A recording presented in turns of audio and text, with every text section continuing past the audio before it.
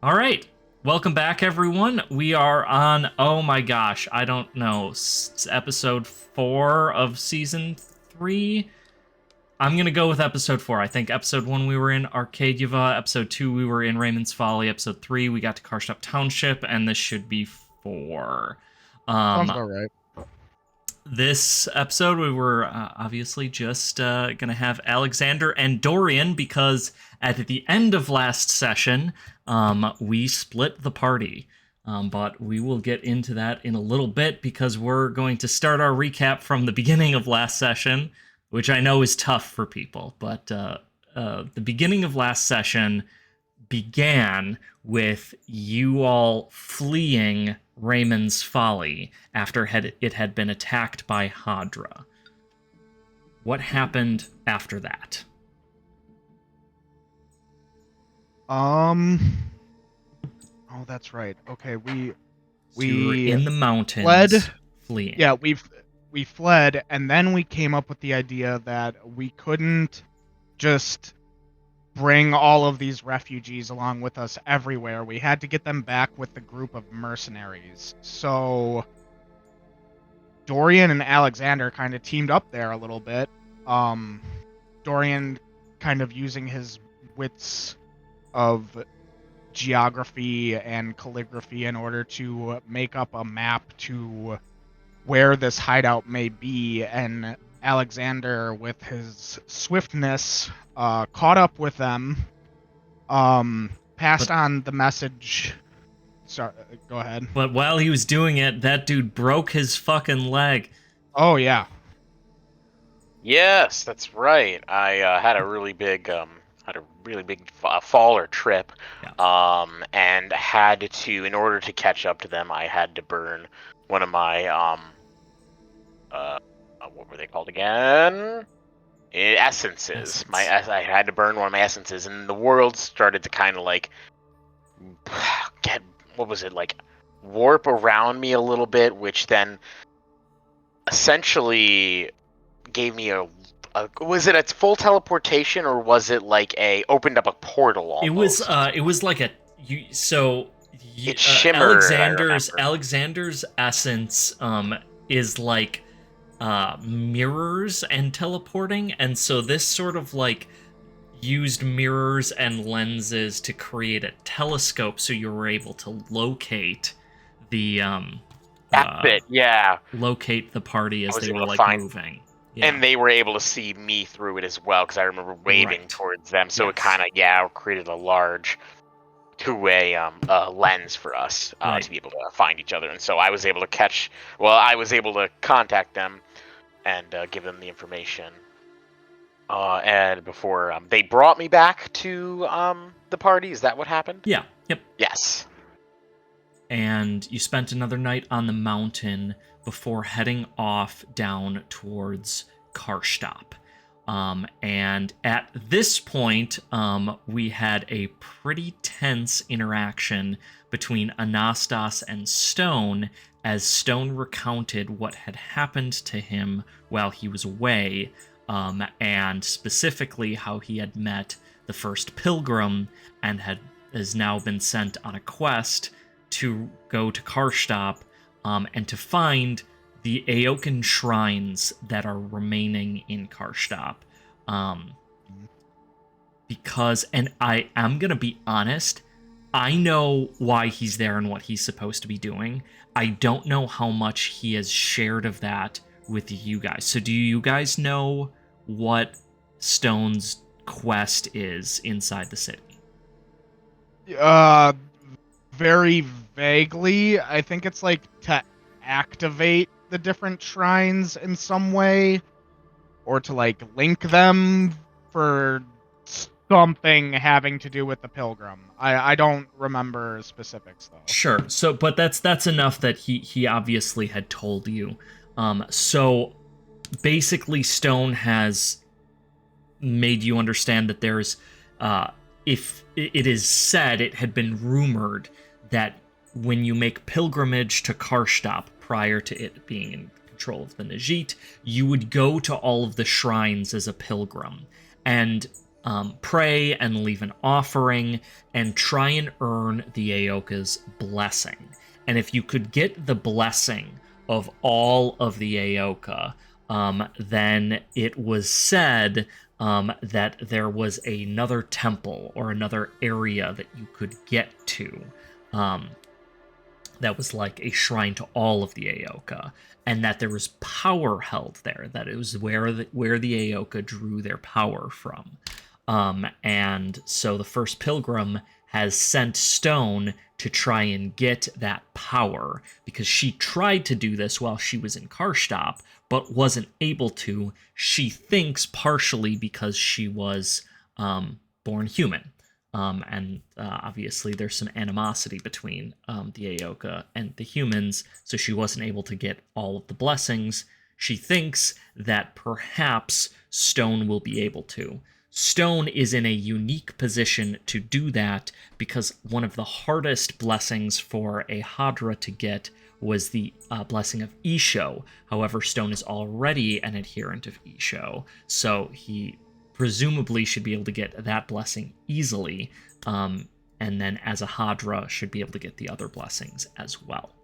Do we know where this well of power is that these shrines would like direct us to? No. Or is that something we got to figure out as we No, go? that is something that you have to figure out. And I will say that Dorian, having kind of heard and understood this, you have been eager to get into the city, because there are supposed to be extensive archives, both of the Najit and of the Hadra here. You might be able to find that answer among some other answers. I know you specifically, also, we found out last week, or maybe the week before, you were able to go through the translated journal.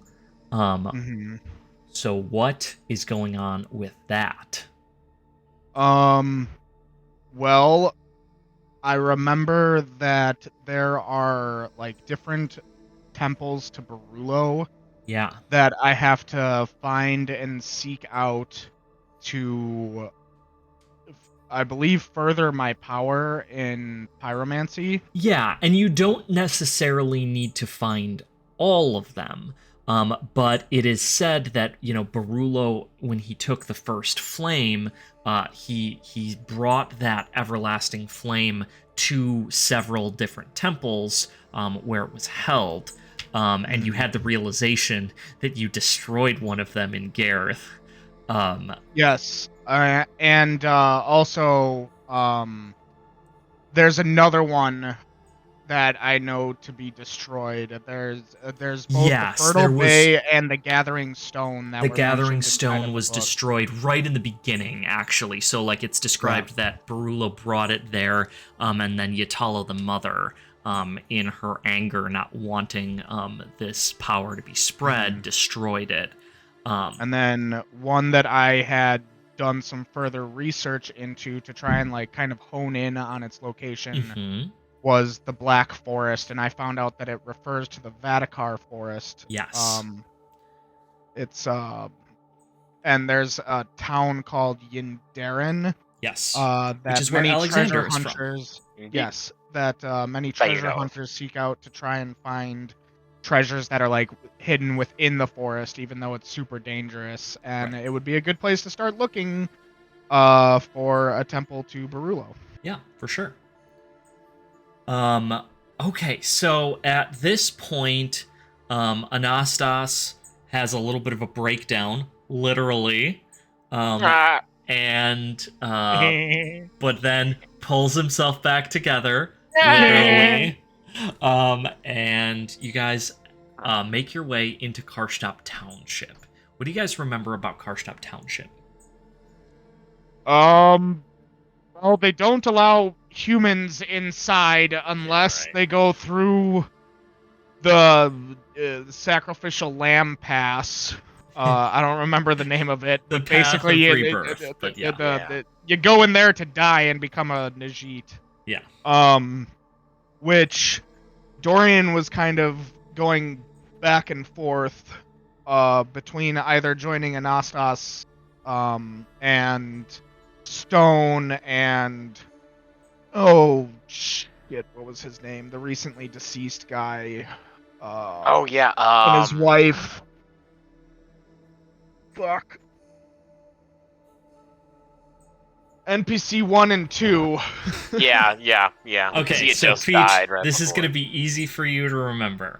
So your character is loosely based off of a character from Atlantis, yeah? Yeah, a little bit. So do you It's know what that Milo. character? It's Milo. It is It's Milo. Milo. Yep. Yeah. Milo. Milo and Talia is the. Yeah. Partner. I totally forgot that he was a big influence for Dorian. Yeah, we talked about it like at the very Yeah. beginning years Yep. ago, and Yep. yeah. He is a big influence for this. Anyways, so Milo passed away, and we needed to get him through the path of rebirth, and that is when well, I'll let him tell it. Alexander remembered something about his last trip to Karshtops and had ended up convincing Dorian in a roundabout way to go with him rather than Anastas and Stone. Yeah, Alexander had been there before he revealed he had been in Karshtops, at least to some degree. He revealed that there were many catacombs, tunnels. There's a lot beneath the city, especially with how ancient it is and how important it was. And he had gone in there once before for reasons, and was hoping to do the same this time in order to avoid the path, because I mean, he doesn't trust, not that he doesn't trust them, like the group, but it is not the way he's gone in before, and would rather not risk it. Yeah. For the biscuit. And Dorian, thinking between what he believed that the path of rebirth would probably be the safer route, seeing as he could stick by Anastas' side through it, but after hearing all about the wonders that could be residing within the catacombs and his background of having delved into several himself, he just could not resist and decided to go with Alexander instead. Yes, sir. At this point, you guys went to the bar. Yep. Yeah. Needed a drink, needed to, kind of like recombobulate to, just kind of like get ready for the coming, what the task ahead would become. And we proceeded to have the most D&D session of Symbaroum that I think ever happened. Yeah, extremely. Who did we meet at the bar? We met a lady called Lyra. Well, Dorian met a woman named Lyra Skylark.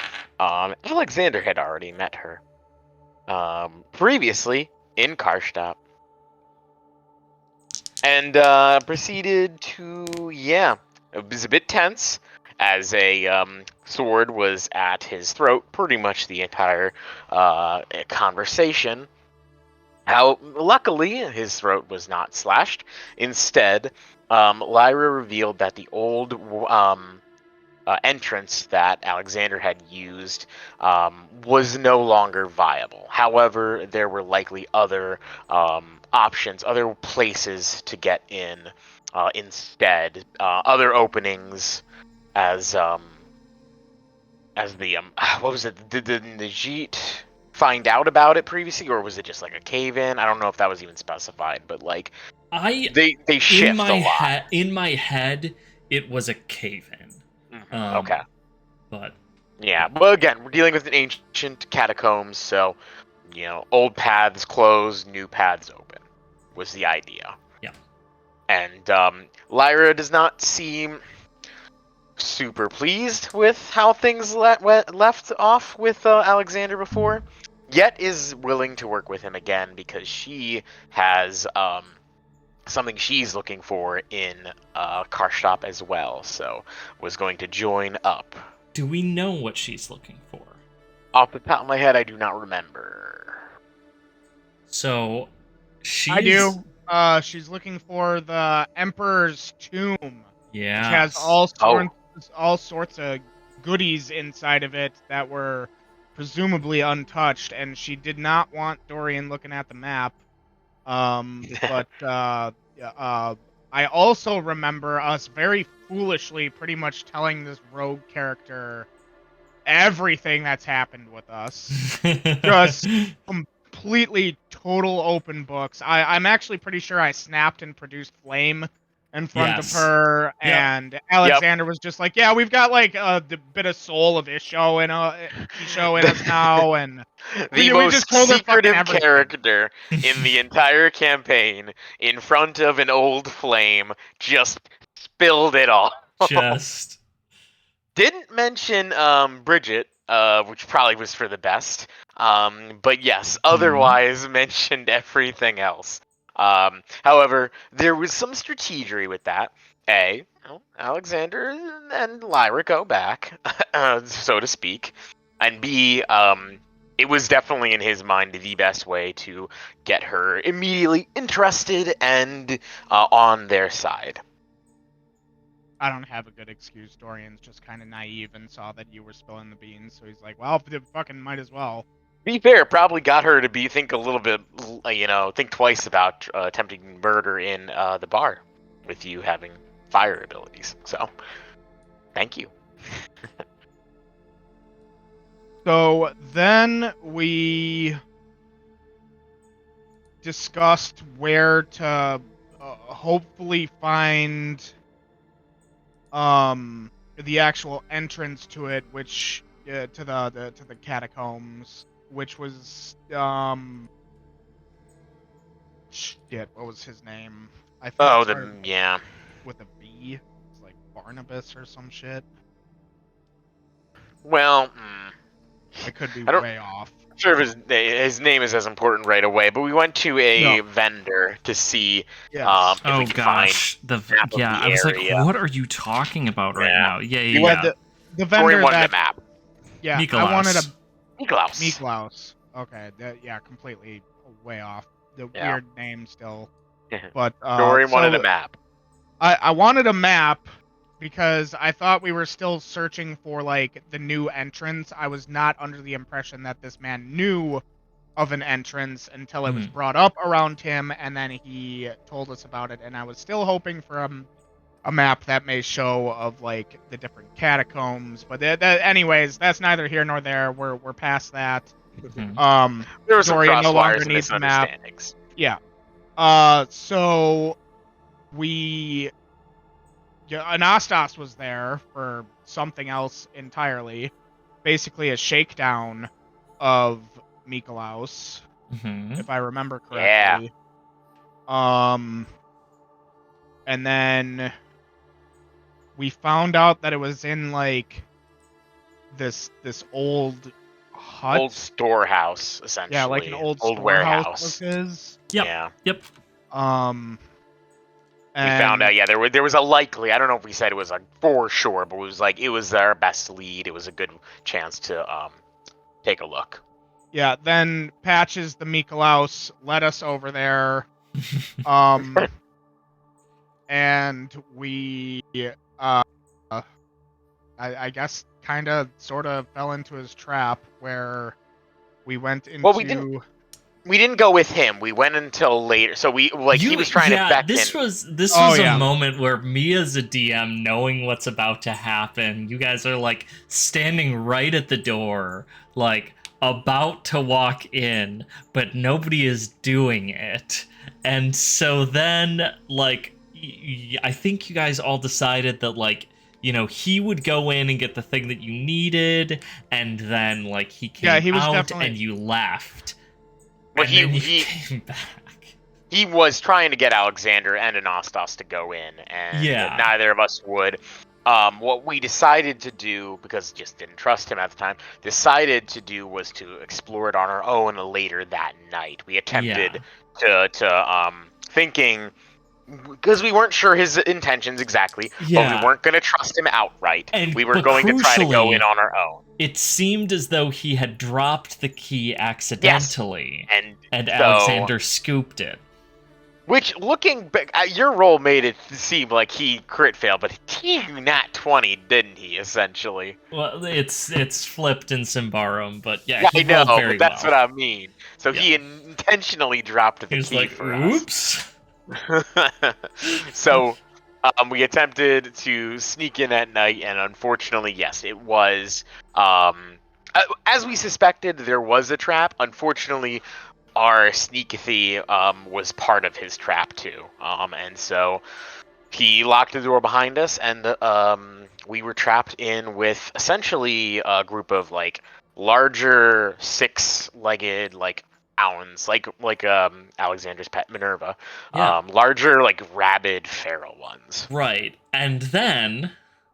Well, luckily they were all distracted first of all. A really big one. Yeah, the small ones were distracted by the freshly killed carcass. The big one was not. No, it was not. And at that point, you were chased into the catacombs by the creature and closed the door behind you. And put a bookshelf in front of it. And put a bookshelf in front of it for good measure. And that is where we are going to pick up today. Not 2 weeks later, when all of this is already done. Yeah, so you guys walk out of Karshtops. You have the blessings and the power of the Eoqa. All of the knowledge that you could want. Anastas is weirdly now in charge of the Najit. Where do you guys want to go next? That's way too kind for us, Patrick. You know that this city is going to burn. I mean, is this city going to burn because of what you do? I mean, we're 2 for 3 so far with settlements that we go to. No. Arcadia's fine. So far. Yeah, it had a bit of a rough go there for a bit, but it is currently fine. Everywhere else has burned. Everywhere else has burned, yes. Biltherin didn't burn till much after you left. Much later, That wasn't as much your fault. As much. I didn't say it was our fault. That's yeah, what happens true. when we leave just, places. You just have bad luck. Yeah. Catch on fire. Had nothing to do with us. All right. It occurs to me. Oh, maybe. What is this? Ooh.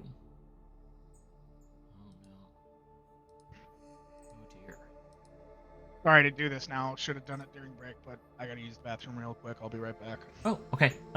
Yeah, no, that sounds good. I'm gonna put us on a brief pause, and get my shit together. That's actually fine, because All right, we're back, and we are going to get started here. So you have just entered the tunnels beneath Karshtops. The tunnels seem to stretch and wind for miles. As you wander further into their depths, the blackness of the dark seems to deepen. The light of your torch pushing a little less far into the gloom, with each wearied step. The catacombs of the Hadra are extraordinary, filled with huge galleries and thousands upon thousands of urns. Some are ornately carved, while others are simple affairs of clay.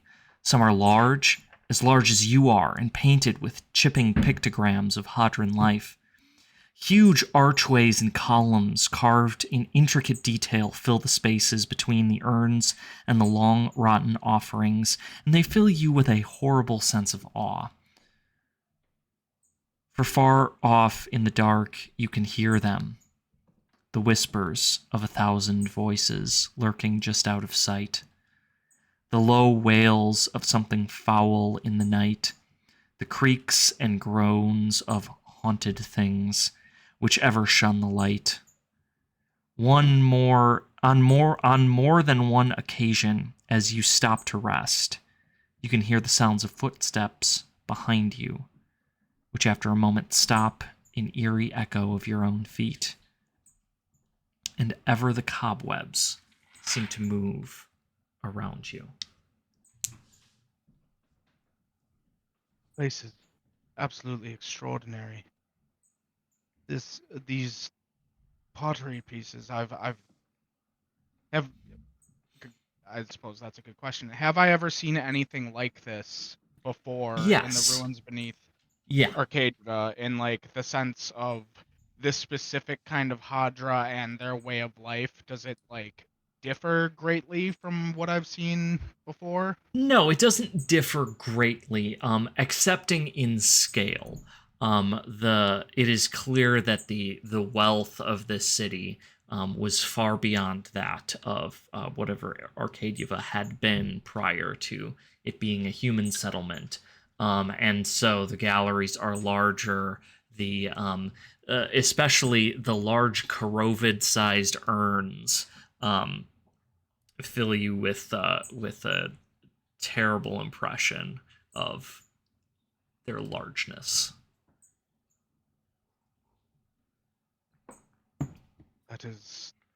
It's truly extraordinary craftsmanship. I have seen things like it, but never quite to this grandeur or scale. It is incredibly impressive.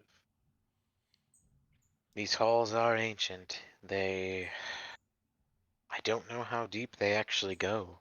We may even see things we've never seen before.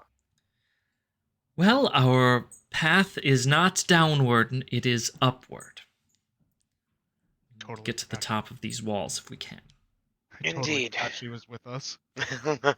Yes. Who are you? I'm still here, and more important than you are, because I have the map. Indeed you do. And so, Perhaps you pray would tell. let me look at it for a few moments. You have your own map, it's fine. Yeah, it's not Don't the be same. greedy. Well, cartographers, where are we going next? That is an excellent question.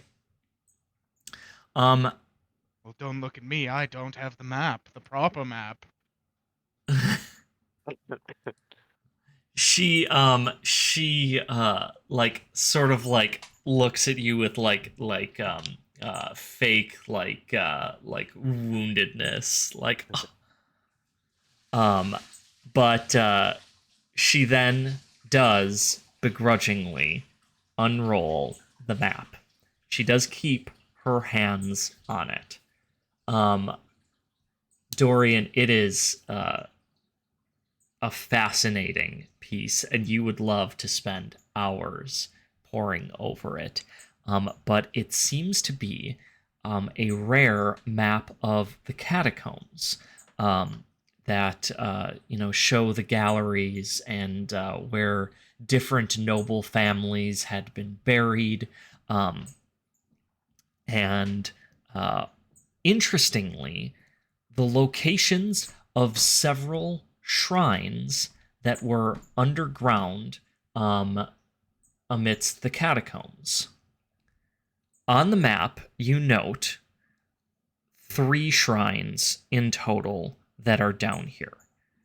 The first is to Isho, which is far on the other side of the city, and from where you're looking at it, is probably very close to where Stone and Anastas entered the catacombs through the Basilica of St. Stolt. Additionally, the shrine to Gansi and the shrine to Tensin are down here as well, pretty close to where you are. And at the center of everything, at the very center of the city, below the Grand Palace at the center of the city, are the tombs of the Emperor.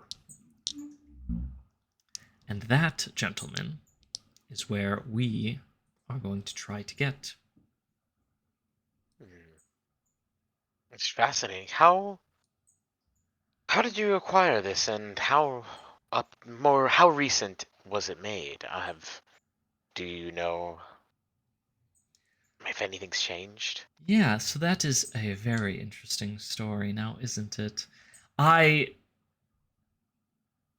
found the map in an Indaran archive. Don't ask me how I got there. And it was a part of a journal which was written by a very important person whose name escapes me. They do sound extremely important. Yes. What language is this written in on the map? It's in the old Locan language. You are familiar with it and able to read it. Okay. I'm not entirely useless after all, now am I? Oh, please, everyone can read the language. What? None of us here are worried about it. I studied for years. You read it so well, Dorian. Can you read it too? Yes, of course.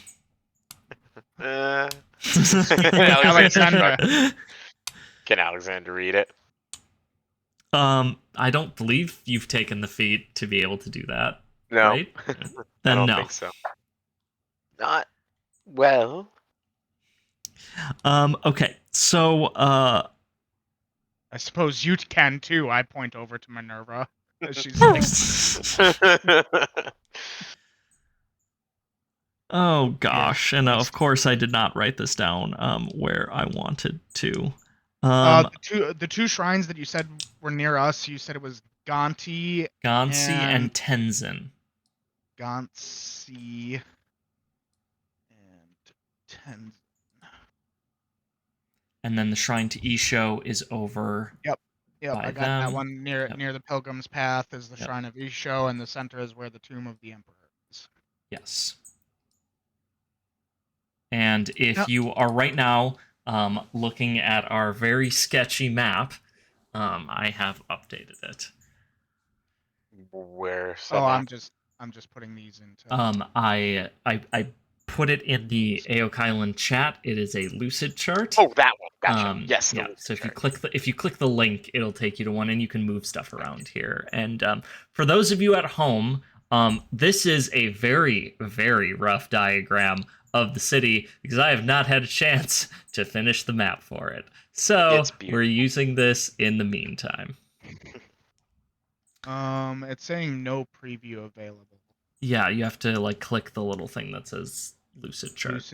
Okay, gotcha. Yep. So Lyra explains that it was so the journal that she had, the account, was written by the imperial scribe, and it described, like what happened after the Indaranex, the emperor of the Locan Empire, was assassinated by the Najit. Do both of you recall this story? No. So this was from when we first put together the setting. We did the microscope for it. So Lyra tells this story about how when the city of Karshtops fell to the Najit, there were negotiations with the emperor. And at those negotiations, the emperor was assassinated with a Golar stake by a Najit called Ratcatcher Nadim. And the Indaranex, the emperor of the Locan Empire, was called the Emperor for all time because it was said that that soul was reincarnated into the next emperor every time that they had a new emperor. What? I vaguely remember this. Continue. So presumably it was the same soul with the same memories since the Eoqan Empire first began thousands of years ago. And then he was assassinated by the Najit. And at this point, Lyra claims that the body was taken. It was thought that the body was taken to the Temple of Barulo, which was then burned by the Najit. However, this account seems to indicate that it was instead brought to the tombs of the emperor, which had been kept a little bit secret, and all of the bodies of the previous emperors were kept there. The tomb, it is said in the account that she has, was locked by a key, and this key was a scepter. It was the rod carried by the emperor. It has a large red orb at the top of it, and that was the key that would allow you into the tombs. She then also describes there are 2 artifacts which are said to be buried, according to this account, buried with the emperor himself. The first, she sort of like turns the page, was the emperor's blade, Fulisail. Was a blade made of both Golar and steel, and it was said to give the emperor dominion over both the spirit world and our world. But at its death, according to this account, the blade broke in half, forming 2 halves, a Golar half and a steel half. I believe that the blade should be found in the tomb of the emperor, but that is not the most important prize. I am here to find the emperor's crown. This should be buried with the emperor himself, as he was the final emperor to die. Typically, this would have been passed from one emperor to the next, but instead, they buried it with him, understanding that if a new emperor should appear, he will make pilgrimage not into the tombs of the emperor themselves, but instead to a temple of the emperor, which is inside and beyond the tombs. The temple was built as in preparation for the apotheosis of the emperor, and this is where it gets fascinating, because if you read into old Eoqan Indaran religious text, they allude to the fact that after 99 lifetimes, that the emperor himself would ascend and become one of the Eoqa, to become the 12th of the lesser Eoqa. And so this temple was built in preparation of that. But we only got to 82. The 82nd emperor was the one who was assassinated by the Najit, by Ratcatcher Nadim. So instead of putting his body in the tomb for the 82nd emperor, they put his body in the temple itself, and it is still there waiting for the next emperor to appear should that happen. That crown is priceless. If you believe Indaran superstition, that crown gave one the knowledge and the wisdom of the emperor. It is why they were able to be ruled so effectively by children every time the emperor died, because the crown imparted the knowledge and wisdom of the previous emperor to the child. Now, rumor has it, there is speculation that the crown itself was holding the souls of the emperor, which means that if we can get it, we could sell it to the Indara and they could have their emperor back. Can you imagine what they would pay for such a thing? You want to just sell it? Well, what are we Or- going to do with it? Yeah, I don't know It's not even ours. if it could bestow one with the knowledge and wisdom of 82 lifetimes worth of ruling the Andaran culture. Okay, that is just superstition, but it is superstition that somebody is willing to pay for, and that is the important piece of information. All superstition is rooted in some sort of truth, Lyra. That is the biggest lie I have ever heard in my life. All superstition is based in an iota of truth? Are you kidding me? Not at all. It had to have originated from somewhere. Sure, the god emperor complex that the Andara had to preserve their empire. It's neither here nor there. In any case, we need to get to those tombs, and we need to get to that crown, and then we need to get paid. So you're not interested, truthfully, in this sword, no? The sword would be a fantastic consolation prize. Well, and if we do acquire the crown, it would only seem fair that I walk away with something, I suppose. I suppose.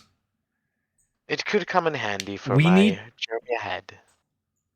We need to That be should be studied, careful, meant to though. preserved within some sort of museum. Yes, Dorian, yes, indeed. Careful Yes, for we're what? just going to take things from another culture and bring them back to our museum so that we can have people gawk at them for centuries. No, I think not. We're going to return this to the proper owners and make them pay for it. I'm Most importantly, sorry. profit, Have you profit. seen what the Andara are capable of? What I have witnessed firsthand them burning and razing entire villages to the ground. Are you so certain that they wouldn't just kill you And on sight? tell me and that take the the crown? Najit or the humans have not done the same things. Well, It's of all a course we matter of have. perspective. And as it happens, I have an Andara contact who is very interested in assisting to move the merchandise. So, I'm not worried about that. What we need to worry about, well, there's also the curse. I knew there was a catch.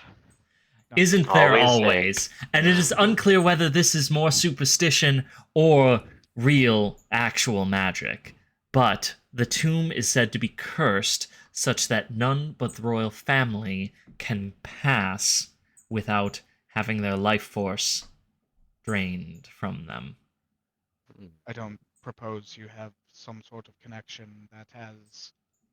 To the Blood of the royal- Andaran Emperor, no, I am not of the royal family, but I think that we will burn that bridge once we get there. And you remember, Dorian, Time is crossed. Alexander, what happens when you take from these tombs, do you not? Besides getting paid afterwards? You remember what happened last time. Oh, yes, indeed. We'll want I to be careful of certainly that don't. too. What happened last time? Is this curse real?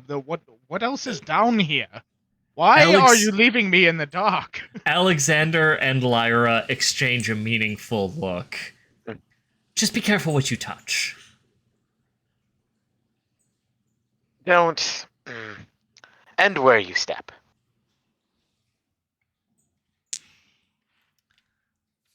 Simple, right? Dorian just lets out a deep sigh. Perhaps Couldn't be easier.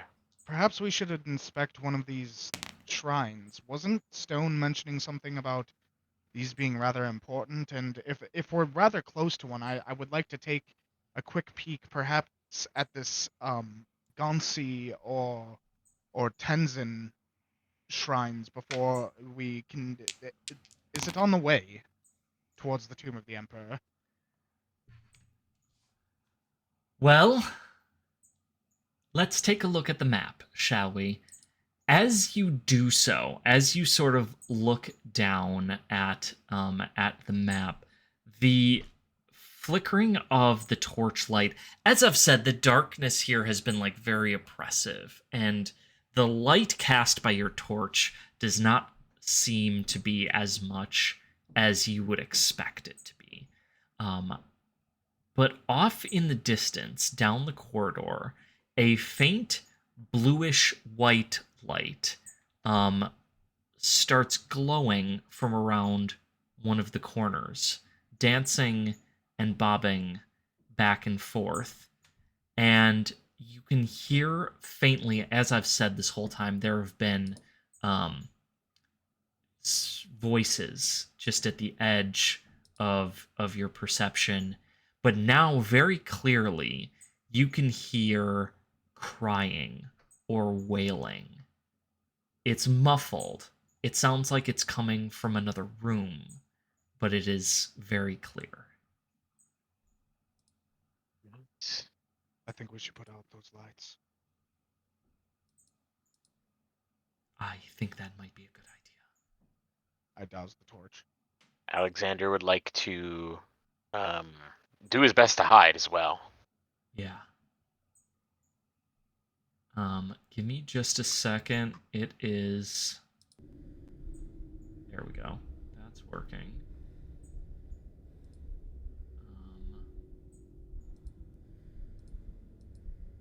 The music doesn't seem to be the most happy with me since doing this update.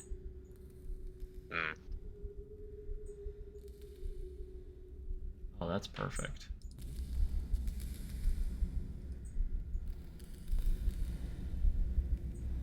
Okay. So, all right. So you've doused the torches at this point, and did you say that you were doing anything else? I'm sorry. I was hoping to essentially hide. Yes. Okay. So taking quick appraisal of the area around you, there are a number of urns and statues and things. Plenty of things to hide behind. If you want to make a discreet check for me. I would like to do the same as well. Just keep it normal, no modifier, no nothing. Correct. Boom. What do we got? Is that a discreet? Yes. Discreet, he said. Yep. Nice. Okay, perfect. And I'm gonna roll Lyra. Okay. So, Dorian is like crouched behind a an urn right now, and Lyra is completely disappeared. You cannot see her at all, and a hand just comes out of the darkness, grabs Dorian by the scruff of his neck, and then pulls him back behind the statue where she is hiding. And as she does so, a ball of blue light just sort of like fades up from one of the urns that you were hiding behind. It is sort of like a soft bluish light, sort of a foggy thing, and it is in the vague outline of a face. You can see two sunken eyes and a long sunken mouth, and it rises up from this urn and just starts bobbing down the corridor. It is followed by 7 more that come up out of various urns and start going down the corridor and milling around, and you can hear them wailing and crying out softly. So Dorian, you speak the language of Old Loci, and you can hear that they are saying, "I'm so cold. Please, We're so cold. You are now surrounded by these things. What would you like to do? Wait, they like are looking at us. They see us, or They do not see you. Lyra has managed to find a very good hiding spot, and they are unable to detect you, but they have now filled the corridor and are searching for you.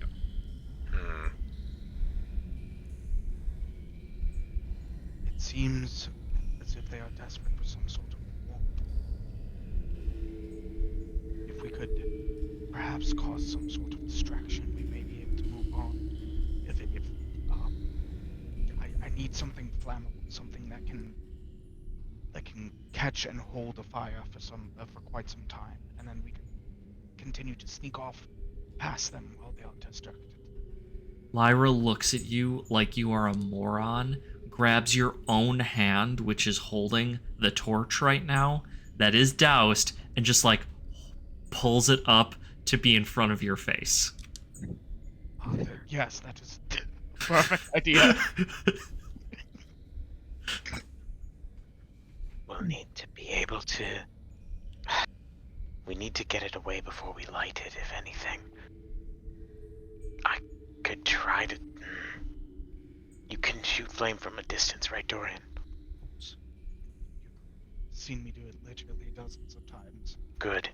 I'm gonna need you to do it now. And he'll grab the torch and get ready to like give it a good chuck. Yeah.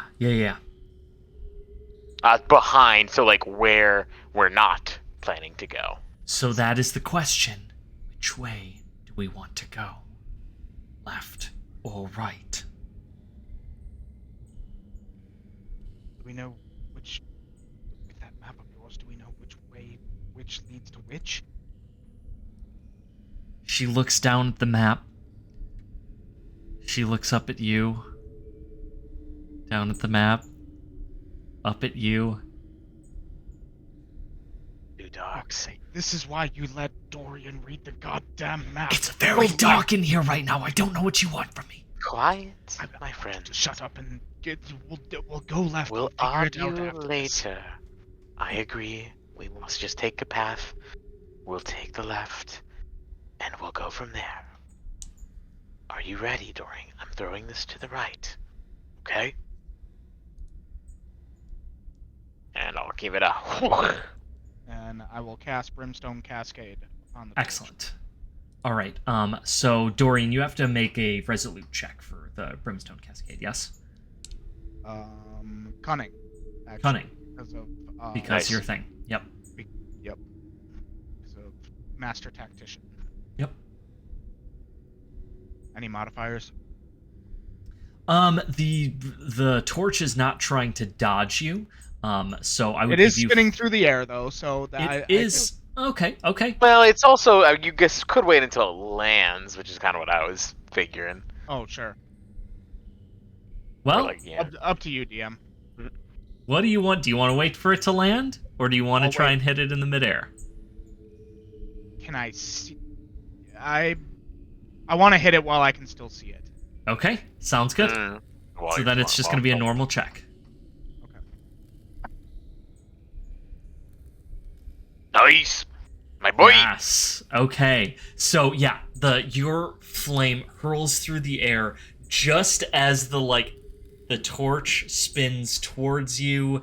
You hit the top of it. It lights on fire and clatters to the ground, and all of the frost lights converge upon it. At this point, you turn around and Lyra is already gone down the corridor, headed to the left.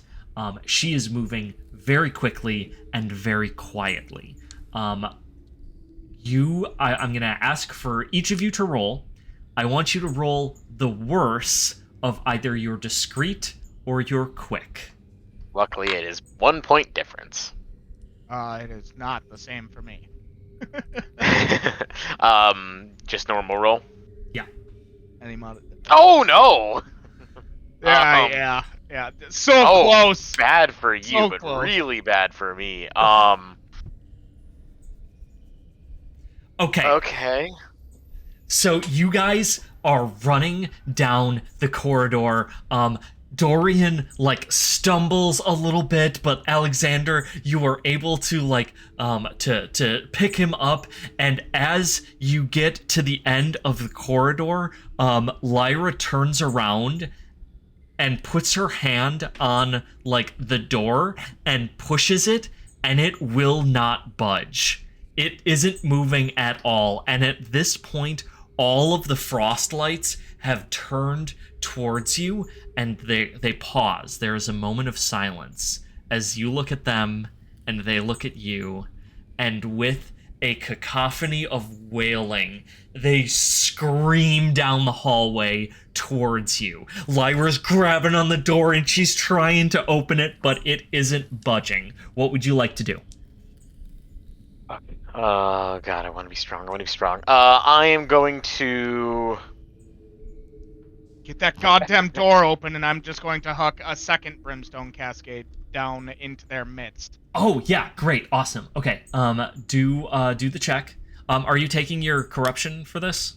I need to. That's temporary corruption. It's one per cast. Or how does that work again? Yep, 1 per cast. Yep. Is it some kind of check? Like, do I have to do a dice roll? For that, or 1 point of this one gets me every single time. This is the one rule I cannot remember, and I don't know if it's 1d4 or if you just automatically take 1. So right now I'm going to say just take 1 for each that you're doing. And I'm going to look it up real quick because I should remember this one and I just don't. And then yeah, I should know that too, but I just don't remember. I'm sorry. Okay, so I've got 2 temporary corruption. I'm casting a brimstone cascade just into their midst. Just yes, good job. To try and hold them back a little longer. Get that goddamn door open.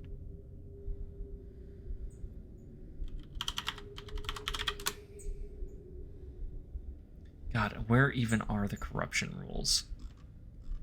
Lord in heaven. Am I even on the right book here? I think it's in a stupid spot, if I'm honest.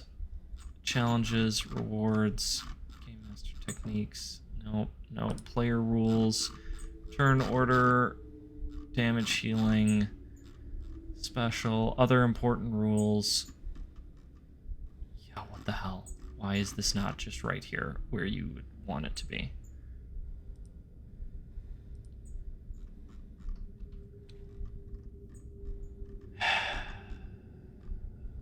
Corruption. Nope, these are the optional rules. Special rules. Stigmas. Okay, actions that give corruption. Using a mystical power or ritual is 1d4 corruption. So roll 2d4, and then take that as corruption. Okay, and you deal 7 damage with that brimstone cascade? Okay. Alright, so one of the frost lights is incinerated in flame. As you throw the fireball down, it completely disperses into a shower of snow that coats the hallway, but they are still coming at you. Alexander, you were trying to open the door with strong? Unless you can figure a way that I can use quick to do so, or resolute. I do not have a way in my brain where that works, so no, just go ahead. Can it be picked, and can Lyra help him do it? Well, does it seem like it's more of it's blocked, or is it, or it's just not budging, or is it You have locked? not had time to assess the situation. You're gonna have to make a decision. You can pull out your picks and try and pick it, or you can try and push it down. Oh god, I'm gonna kick at the lock like you're supposed to do, bam. No, okay. we're gonna use strength on it. This is really bad for me, but we need to do so. Hang on. I'm gonna see if she can help you at all. Okay, this should not be her stat block, but right now it is. She's got a decent enough strength that you can have favor on this check. Favor, okay. Oh god, it's gonna go poorly. And it didn't. Oh, oh. What did you roll here? You rolled a 4 and a 13, but the 4 was the first roll, so you didn't need her help. So like she's ready to help you, and on the first kick, you throw this door in, and it sort of rattles on its hinges, but it does squeak open just enough that you can sneak by, although you're gonna have to squeeze. She pushes you through. Actually, no, that's not her personality at all. She dives through the door first, leaving you behind. Being a little slighter than you, it is easy for her to squeeze through. Now, one of you is going to have to go next. The one who does not, though, the frostlights are bearing down on you and might take damage. Who's going first through this door? Alexander grabs Dorian and tries basically, and not tosses him through, obviously, but starts pushing him through. But will pull out of his staff of Oyeni and like wield it in front of himself in front of the frostlights. Yeah, absolutely. Okay, so you're holding them off. All right, I'm going to allow you to like use effective defense against these things because these guys go around your defense pretty easily because they're spirits. Okay. So, Dorian, you get pushed through the door, and Lyra actually grabs you from the other side and pulls you through. So, make a defense check, Alexander. Check, okay, and that's just click my chainmail, right? My armor? Yep. Okay. Modifiers, anything? Just normal? Nope. Yep, their accuracy is 10. Okay. Oh. So with the blade, you are able to hold them off, keeping them at bay, stabbing at them as you get through the door. When you get to the other side, Lyra is hauling on this door in order to try and pull it closed. Dorian, I want a strong check from you to try and help her close this thing before they come through. Any modifiers? Nope. Fail. Okay, so you manage to get the door closed, but one of the frostlights is able to come through before you do so. The others, weirdly, are not passing through the wooden door. You're not sure why, but only one of them is on this side. So they went. Alexander went by moving through. Dorian went to try and close the door. So I'm gonna have the frostlight go now. And Dorian, make a defense check. Can I just click on my armor? Yes, exactly. That's what that means. Succeed. Almost a crit. Oh yeah, absolutely. So this thing is like headed towards you, and you are able to like quickly step back on your good leg. You manage to get back before it is able to reach out and grab you. You see like out of the head, like out of its like mouth, there are like hands that are coming out reaching to grasp at you, but you are able to back away from them. You're up against the wall, and you're backing away. And Alexander, it's your turn. So, sorry, can you repeat where it is exactly? So, basically, you came through the door, it came in right after you, past you, and went after Dorian, who's trying to close the door. Dorian manages to get the door closed and then backs up. You're all kind of right on top of one another. So we're all right kind now. of on top of each other. Yeah, okay, exactly. Cool. Yep. I'm gonna go at it with the staff. Okay, great. So make your attack. Its quick is 3. So, or 13, so it's going to be -3. -3. So, and then, okay, so I've not used the staff before, so I would basically just get... what do I get for this? Because it's like... We're counting it as a knife, so just roll with one of your knives, and then we'll... Same with the backstab modifier on then? Yes, yep. Okay. Well, yes, yes, that is fine. Because this thing is kind of sentient. Okay. But in no advantage or favor or disfavor, correct?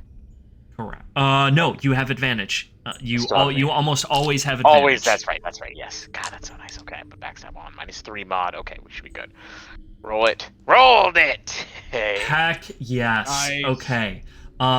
So you hit this thing, and it immediately, as soon as the blade passes into it, dissolves into a shower of snow, coating the ground in a little bit of frost. But you are safe for now on this side of the door. Oh, that was a close one. Oh. Did we fight any of those, or deal with any of those last time, Lyra? I do. What the hell? I did. You Well- left us. Well, now I return to the favor. Are those the things you guys were talking about last time? One of the things. Yes, among the things we were talking about inclusively. All right. Shall we have a look at that map now? What side of this door have we gotten on? We have another torch, I assume? Well, the torches aren't bad now that we put them out. We can still use them. Well, yes, and I hope we had more. I'll pull out one, I suppose. I guess I have one, and I'll light it up. Lyra actually pulls out like a very fine-looking lantern that she's had perfect. this whole time. That has a little bit of oil in it, and she lights it, and it fills the hallway that you're in, with a warm light. Even better. All right. Now, Dorian, you're looking at the map now. It seems that in your choice to go left, you have moved yourself away from the Emperor's tomb, away from the archives, and towards the shrines.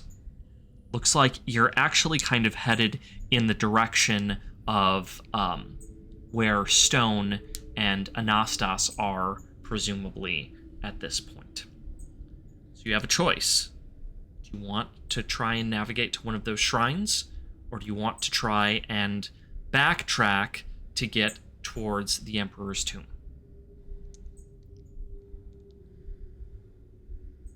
Would it be terribly out of the way to visit a shrine and then head towards the tomb? No, like I said, you're kind of in the areas of the shrines right now anyways. Okay. But this map is not easy to read at all.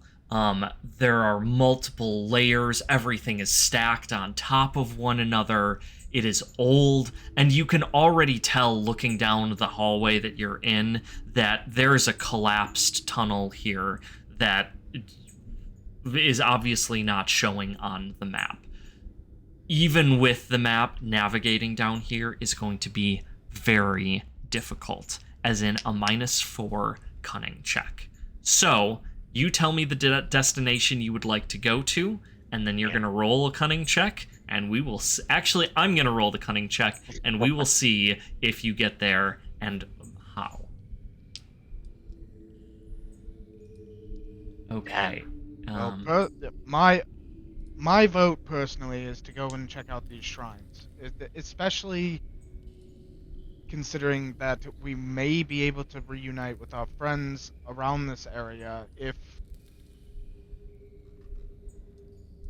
things work out that way, and we can take a closer look at these shrines before heading off to the tomb down this passage here, as it's indicated, and I pointed out for Lyra. I mean, we're basically right on top of these as it is.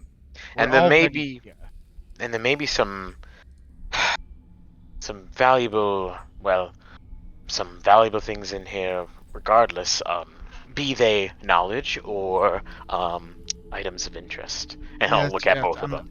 I'm sure there are several incredibly fascinating trinkets and baubles that we may be able to... But, of course, we could learn a lot more about, well, our own destination itself. We know the story. Maybe we can glean a little bit more as we prepare for our escapades down there.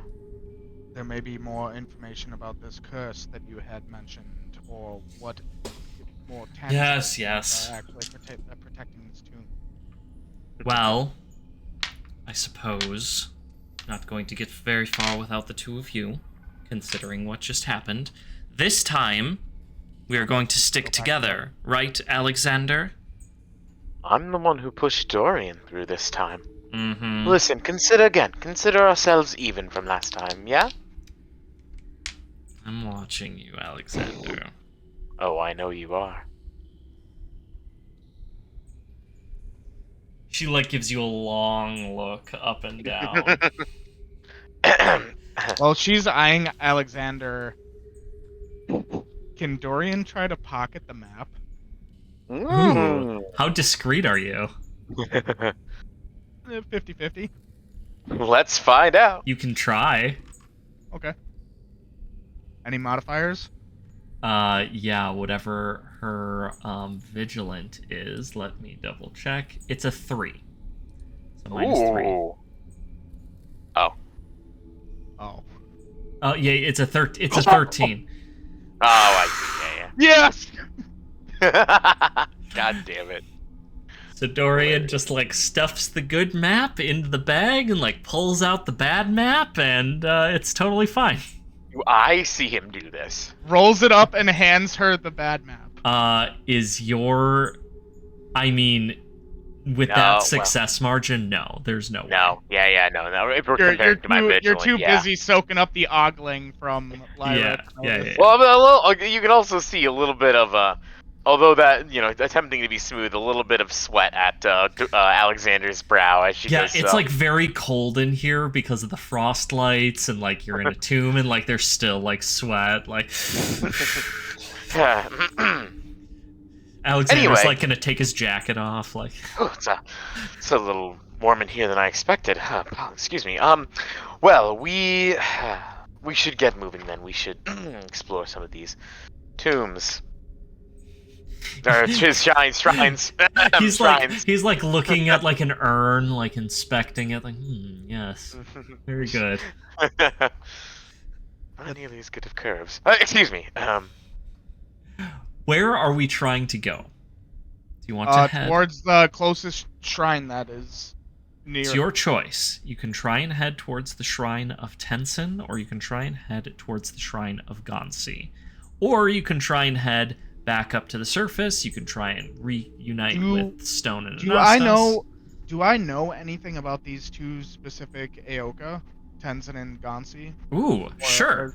You wanna give me a cunning check? Sure. Any modifiers? Gotta ask that every time. Yeah, I know. 2. Oh wow. Okay. That's nice. Yeah. Good rolls. You have you know all about the stories of the Eoqa. So Tensin is the builder god. His people are the Tenari, who you saw a deceased one, in the ruins beneath Arcadiava, and he's said to have been the one who constructed, did the actual physical constructing of the Earth. Hang on, we're talking Tensin right now. Correct. Not Gansi. Tensin. Tensin constructed the world, and the Tenari are his people. Gansi is the untamed god. He is a god of nature and wilderness, but also vast open plains and expanses, beasts. He's also weird. Gansi is one of the Eoqa you understand the least, because in all of the myth Eoqa, they refer to him as the wisest of the gods, and the god that has the most understanding. But on the other hand, he's also this brute, bestial type creature. But they also refer to him as the smartest. It's very strange. He's the druid god. Well, my vote would be to go and inspect the Tenzin shrine first, because if there's any Eoqa that may have information upon the actual building of this sewer and these traps that you guys had mentioned, I believe the followers of Tenzin and the tendency for building would be the wiser of the two to inspect. That works well for me. Lyra? If you wish it. Oh, I only ask that we head towards the tomb of the Emperor sooner rather than later, if at all. Oh, we But will get there. yes, We will get I am there. sworn to carry your burdens. Reference. Well, Dorian, I think this sounds more like your wheelhouse. So I did the roll for you. Oh. Your cunning is 16. It is, but I also have cartographer and cartographer's tools. And what do those do for you? Each of them give +1 respectively. Okay. So you rolled a 18, 4 Okay. out of 18. That Yeah. makes your margin of success 14. Mm-hmm. And you are able to navigate Hell through yeah. these winding corridors.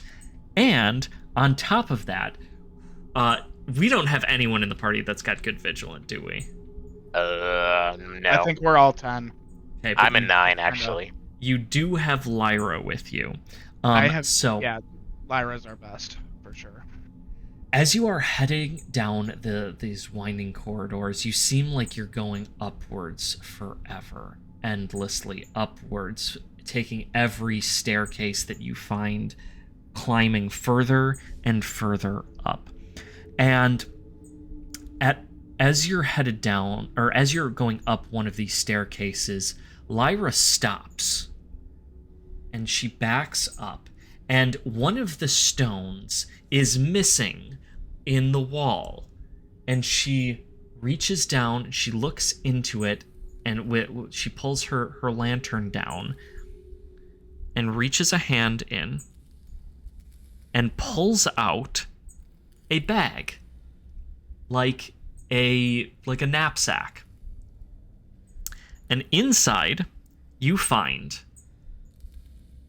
3 moldy old pieces of bread, a flask of water, you do not know how long it has been there, a good amount of taller, 7 taller, a crossbow and bolts, and a small hoard of pilfered gold objects worth 18 thaler by your estimation.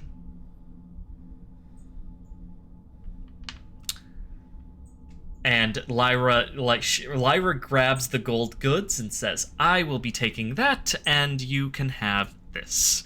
And she hands the bag with the crossbow, the bolts, that 7 taler, and the water, and the moldy bread if you want it. I think we'll kind of just put that part back in the that the can hole stay. there. Now, That you you guys can don't have the ability to add things to your character sheet, do you? No. Okay. So you should be able to add the gold, though, right? I think so. We can do the taller, yeah. So how much? 3.5 each. So Yes, that would be that's 3 taler, 5 shillings. Taller, 5 shilling. Okay, perfect. So 13. Is anyone interested in the crossbow or the bolts? What are the stats for? How do you use crossbows? What does it use? So it's accurate to aim and fire. Dorian would use cunning to use it. Probably more. And it deals 1d10 damage. It requires a movement action to be reloaded.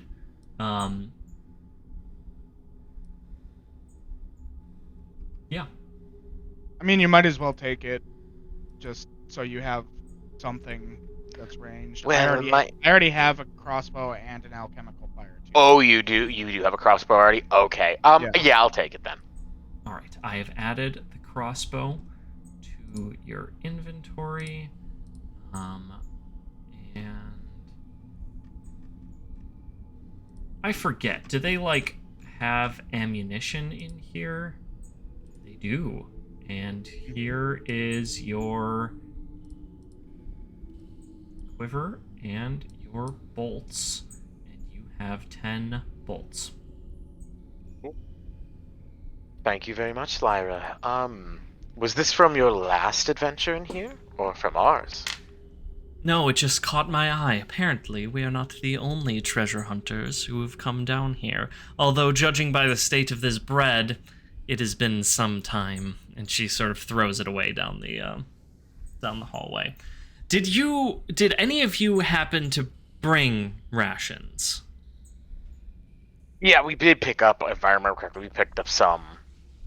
We had some still left over, because we were like, this is more like an inventory kind of question. We were dealing with that at the beginning of last session, making sure we had our rations left. Right. You remember? You did. We still had some when we got I to believe town. that you did have some once you got to town.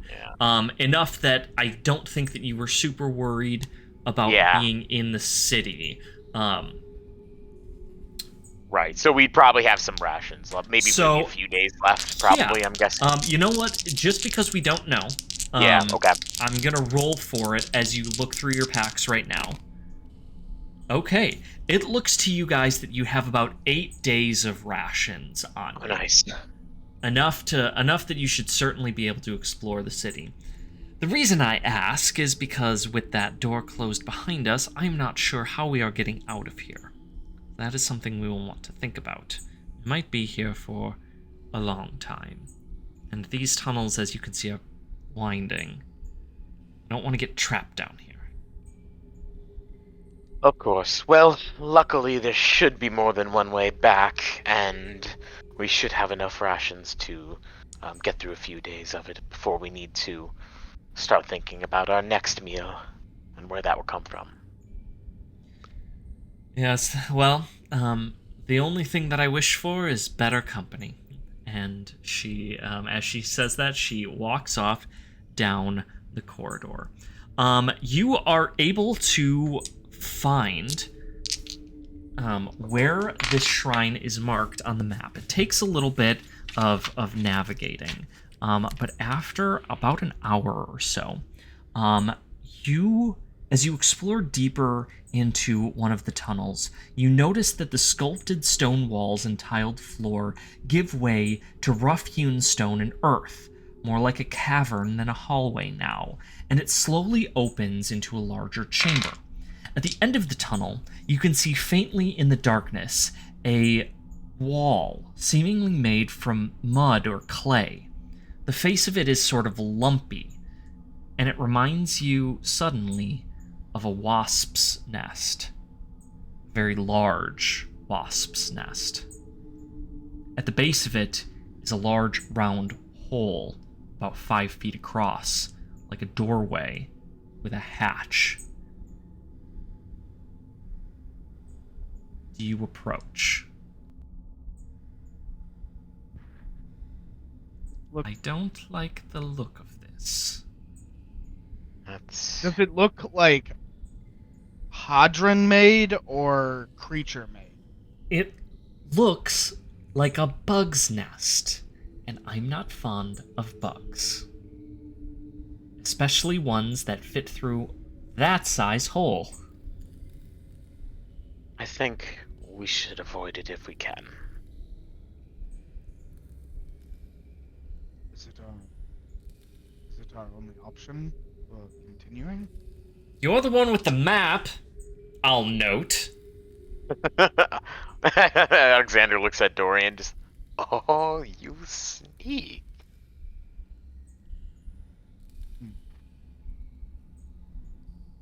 That's a good point. That was more a question to the DM. Looking at the map, it should be right on the other side of that wall. You're not sure what this thing is doing here, but it seems like the only way in is through. Dorian just kind of shrugs. Well, the way to go. And heads towards the door. If you don't mind, I think I'll wait right here. And then, if any horrible creatures are on their way in, I can let you know. As I run away, very quickly. Oh, Lyra, where's your spirit of adventure? And Alexander will follow. I don't like bugs. Well, you put up with me for a long time. She sticks her tongue out at you. Are you proposing that you're some sort of insect in disguise? I mean, honestly, it wouldn't even surprise me.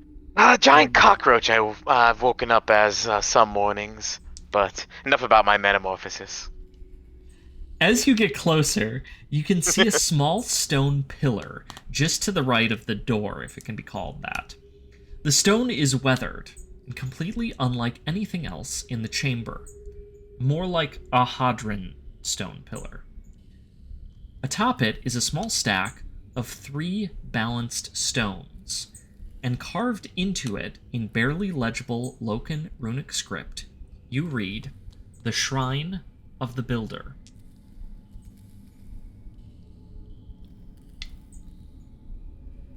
This seems to be the place.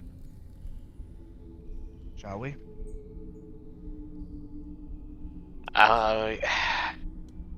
Do we see any more of those, like, nests or anything like that? Heading into the nest is yeah. the only way to go. Yeah. Who wants to walk in first? I'll lead. Dorian steps through this I'm gonna say small door. 5 foot is, you still have to stoop to get through it. But you on the other side you find more winding passageways. It looks, as you suspected, like a nest. But unexpectedly, inside it is filled with all sorts of junk. Tchotchkes. We're talking tiny little statues and like statues made out of metal, little dolls, hundreds of them. We've got like wooden pillars, like we've got tapestries and pictures, paintings put in here in no particular order or design, different styles stacked up on top of one another. It is chock full of stuff. Most of it looks like it was handmade.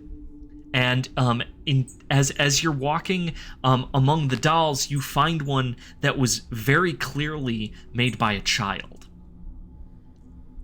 Or someone who's a very poor doll maker. Many of the depictions you see here are of a huge towering creature like a titan that has these sort of like winding lines of energy that extend from its chest and up to its eyes, which are always depicted as these like huge pools of this energy that's sort of like seeping out from its eyes. A giant titanic creature. And in many of them, it is building or stacking stones or digging through the earth, crafting the land.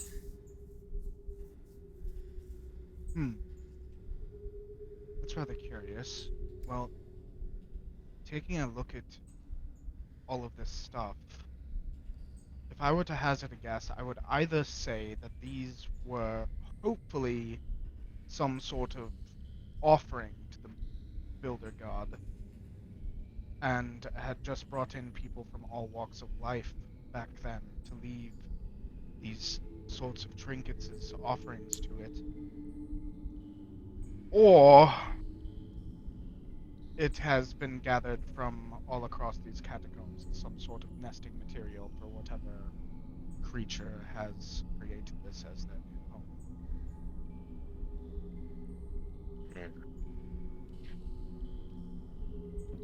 Concerning regardless, I would say.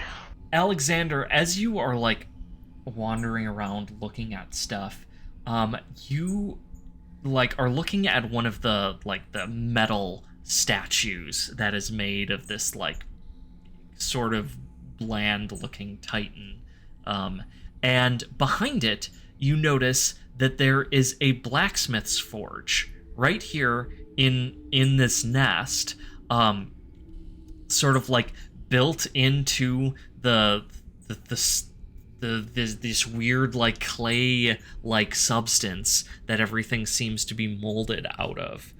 And then as you look a little farther, you see what is clearly a wood shop with saws and awls, and bits of wood and lumber stacked up as if there were craftsmen in here building these things.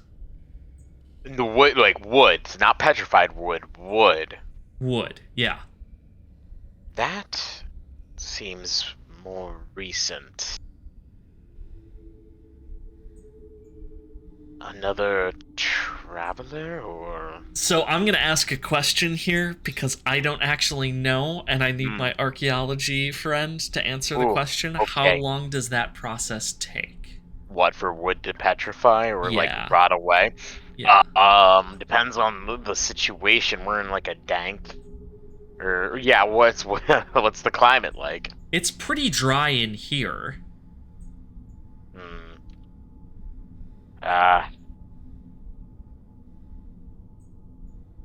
Kept underground, probably cooler. I'm going to say when you go to inspect the wood, much of it seems to be either rotten or petrified. Okay. None of it looks very usable, such that it's been down here for a few hundred years, by your estimation. Yeah, it's usually because it's like, I don't know about dry, but it's usually like when wood preserves, it's like boggy kind of stuff. You know how like Sure. yeah. Or salt. Yeah. So. Yeah. So it's not of recent. No. This is Okay. you do not look at this and say recent. Back what I've said, but it seems like we've definitely, this was all man-made, or whoever was occupying it before. Quite the workshop. Impressive. Do you remember what it was that Stone said we were supposed to do at these shrines? He mentioned something about awakening it. But of course, when it comes to things like this, I never know what Stone exactly expects. Sometimes there's more metaphor in his speech than anything.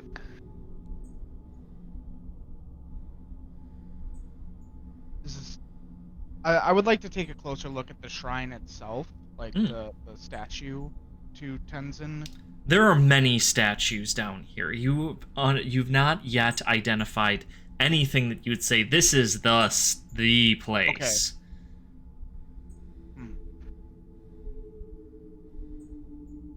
So would you like to explore further in? Oh, sure. I thought we were like at the hub. No, this place is like, it's like a huge beehive. It's like winding, and there are passageways and little nooks and crannies. It's all over the place. And all of it is filled, like, think like House on the Rock, just filled with junk. I would like, before we leave this room, I would like to just slowly kind of bend down and pick up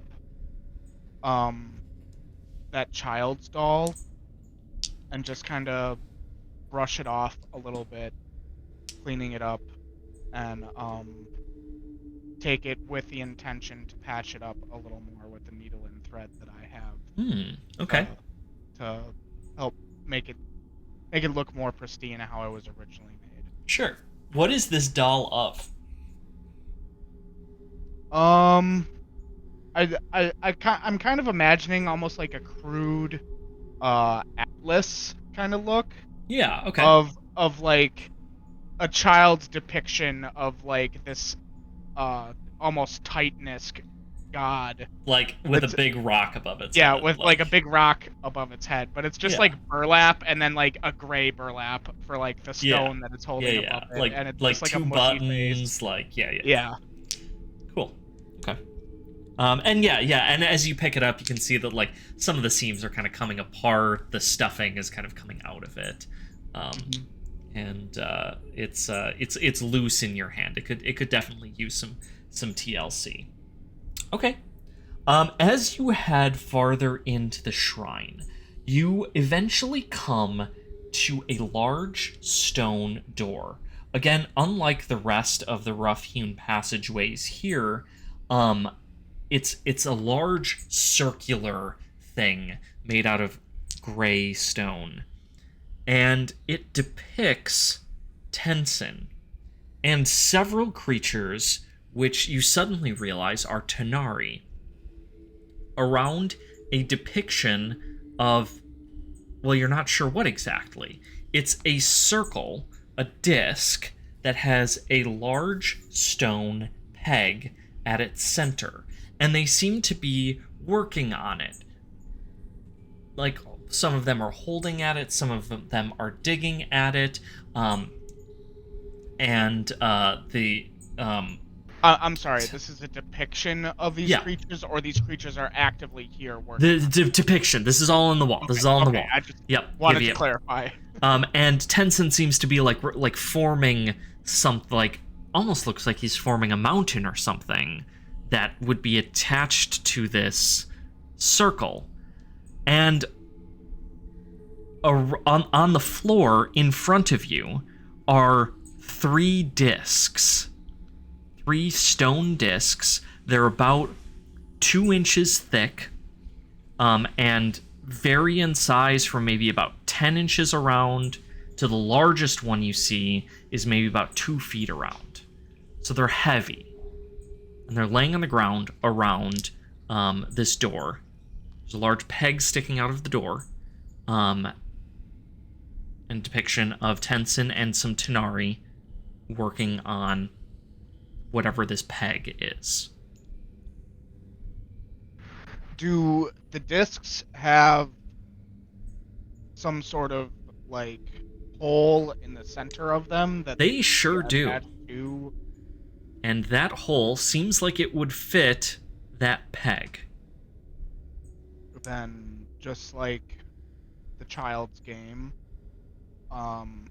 with the little, like the ring toss thing. Sure. I would like to attempt to, with Alexander's help, probably, these things, I mean, if they're 2 feet in diameter and 2 inches thick, these are not light stones. No. And I would, here's what I'm thinking, Alexander. It seems as if he's trying to form some sort of mountain. If we were to stack these discs from largest at the bottom to the smallest towards the top to almost emulate. Okay, so I'm going to note here, when you put the discs on here, it's going to be like coming out towards you. So like the peg is sticking out like this, and then like the discs are going to go on like this. So if you do largest to smallest, it's not going to be a mountain like he's working on it like this. It's going to be like a coming out of the door. Does that make sense?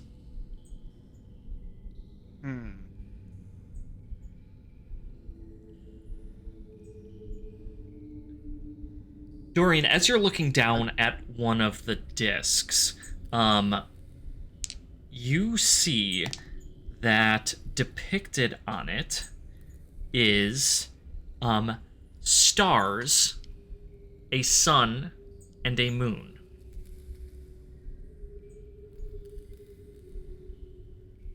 Like one for each of the discs, or nope. The one disc that is like facing upright right now has like stars, a sun, a sun and 2 moons on it. Like it's depicting the sky. Would you mind helping me flip these other 2 over so I can get a closer look at them? Of course. So flipping the other 2, the smallest of them has a depiction of like a rock or a stone of some sort, but there seems to be energy coming off of it. You're not sure what exactly it is, but like a stone that has energy coming out of it. It's lumpy and misshapen, and actually it seems to be like it's tied up, like it's got like some sort of binding wrapped around it. And then the second one is just slightly larger than the first, and it has a whole bunch of like spaghetti shapes coming out of it, like just like winding spaghetti noodle lines. And as I said, those two are pretty close in size. The one that's got the rock on it is like 8 inches. The one that's got the spaghetti on it is like 10 to 12 inches. And then the sky one is much larger. And actually, looking at the peg seems to jut out about 10 inches, maybe a little longer than that. Perhaps these are depictions of the Earth, lands, or spirits of some kind with this web of tangles, and then obviously the depiction of the heavens in some shape, way, or form. Dorian is going to think back on what he knows about any sort of creation myths surrounding Tenzin. Sure. For the creation of the world. Like, yeah. What order or how that worked. Yeah, absolutely. Cunning check. Sure. I was going to make this tough, but you did so good on your previous cunning check about your lore of Tenzin that you've been thinking about this, and you're pretty fresh. And in fact, I'm going to say that based on this, Dorian must have been like studying the Eoqa prior to coming here. Like it would make sense. Yeah. With right. What he was doing at Arcadia for a living. Yeah. Especially with like what the professor. You went to go see the mythology professor, and she seemed to be talking a lot about the Eoqa. So Dorian's been spending time doing this. Any modifiers Nope. at all? Nope. Okay. Oh, that was close. But I got it. That was close. You remember the story, definitely. And yes, so Tenzin created the world in a particular order. And now, the human creation stories typically involve Isho, and it's a little bit more nebulous. But the building of Eoqa the building of Eoqialyn from the Hadron perspective was like a very physical process. Like, he was building it, and he wasn't building it like a house. He was building it like a nest. And you remember finding it very odd that they started in the center of the Earth, and they sort of worked their way out.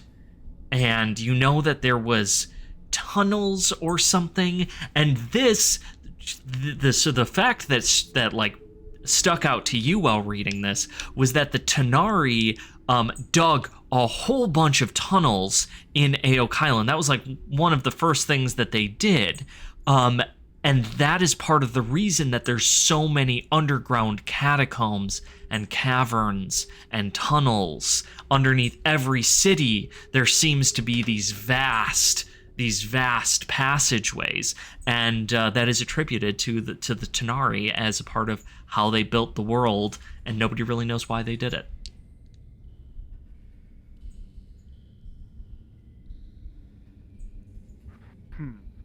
I relay all of this to Alexander, very in his quick rambling tongue, and it's absolutely fascinating how they clearly have some sort of affinity to Earth with all of this network of tunnels. And after rambling for a bit, Dorian goes, "So, with all of this in mind, I believe that rather than portraying these discs as a mountain as I originally thought, that it should be inverse in a sense, because if he built from the center out, we should start with this clump of earth and material, branch out with their network of tunnels out into the heavens themselves.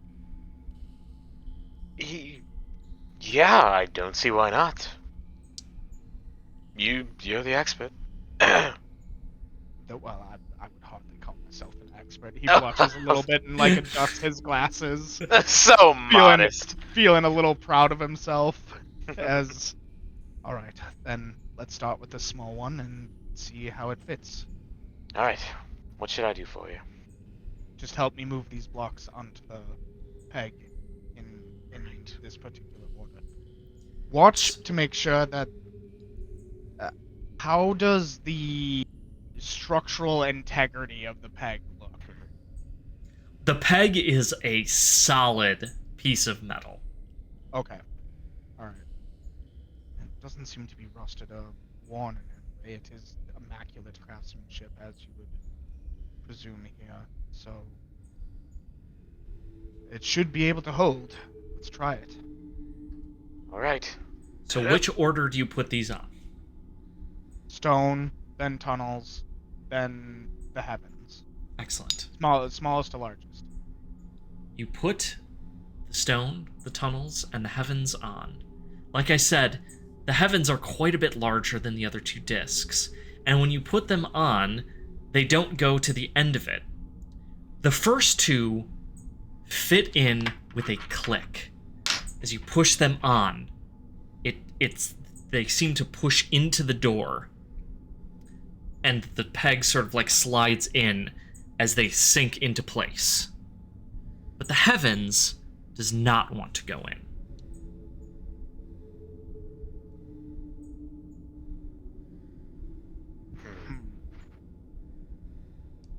Perhaps we are missing a disc of some kind. It all kind of cast about the room. Is there one that we're potentially missing, or thinking back on the story, is there perhaps something more to There were definitely more than 3 steps. And you know that one of the steps was carving the landscape, the outside of the globe. So you're definitely missing at least one, but 4 doesn't sound right either. But you can't think of what the 5th one would be if there was one. You remember they started with the center, and then they dug out, and then they did the outside, and then they put the heavens in place. What would the 5th one be?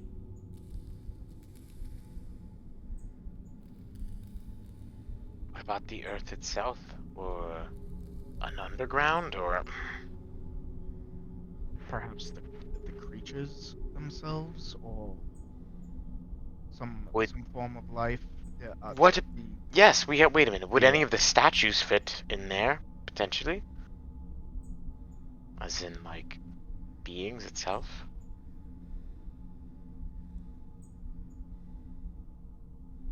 Sure, yeah, we could certainly try. So looking around, none of the statues seems like it would really fit.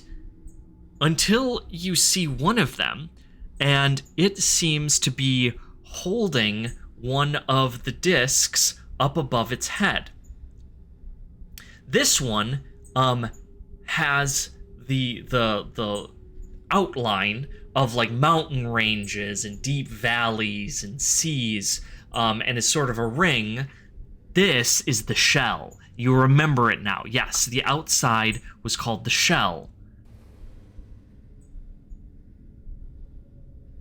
But it looks heavy, and it is up in this statue's grip. And remember, these are Andaran statues, so this is like 9 feet up in the air. And both of you are like down on the ground looking up on it. It's like, that's the one we need. Oh boy. Well, We actually need. Peach, you're really quiet. Oh, sorry. Much better. Of course, And of course, we have neither of our friends that are much more well suited to this along with us for this.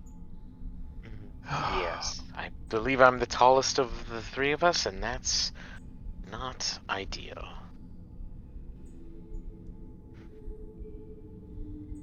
What about... Wait, why...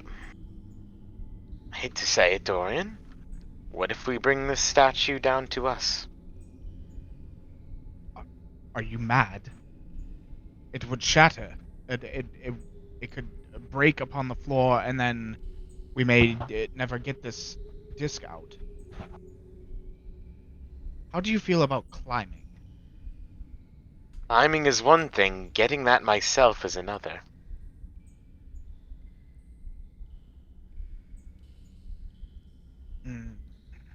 Perhaps if we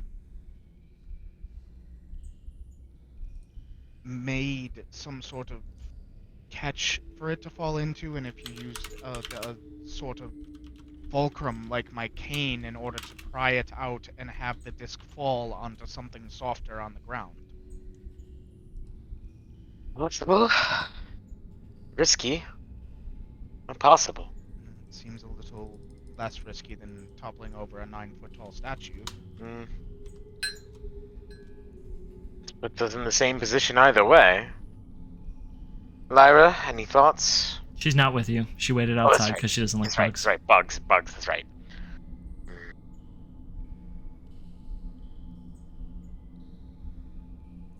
Damn. I'll start looking around for softer things that I could make like a makeshift bed out of for this to land on. Yeah. Okay. Yeah, so looking around, there are tapestries, there are blankets, you find all manner of like fabric and things that were, knitted with patterns on them or cross-stitched. And you would be able to, you could drag them over here. You'd have to drag a lot over, but you think you might be able to make that work. Just something to at least try to cushion the blow. Unless you have any other ideas, Alexander. I am willing to try knocking this over if we can come up with some sort of way in order to keep that disc intact. Let me see if I can climb this effectively and see what we're dealing with specifically. And I'll try to climb it. Okay.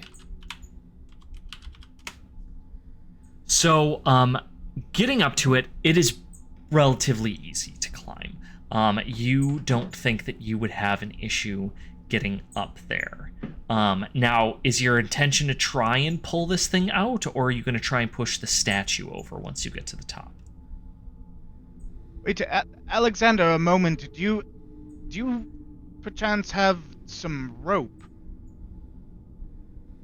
If we could find something up closer to the ceiling up there, you may be able to tie it through the hole in the center of it, and we could use it as a sort of a pulley mechanism to slowly lower it down onto this bed rather than just popping it out.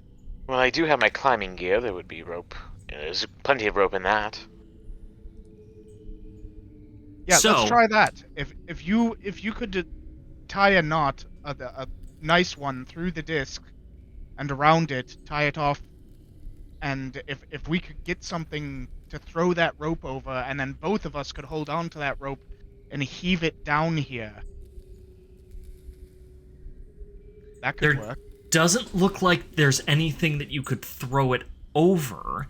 Now, if you do wrap the rope around it, you could wrap the rope around the statue's neck, and then Alexander would just need to be able to lift it up out and then like slowly let it down until it was below the neck, and then you could use the rope for the rest of the way. And for reference, I just did the math. This slab weighs about 68 pounds. Okay. Yeah. I think that seems reasonable. Yeah, that's doable. I think, yes. Well, let me, yeah, I can do that. I'll, get some rope out now. All right. So, All right. because you have such a good plan here, I'm going to make this an easy check, but I do still want a strength check from Alexander to not screw this up. The one thing. Oh boy, alright. Would you like to borrow my cane to try and get some leverage underneath it? Would that help? No, probably not.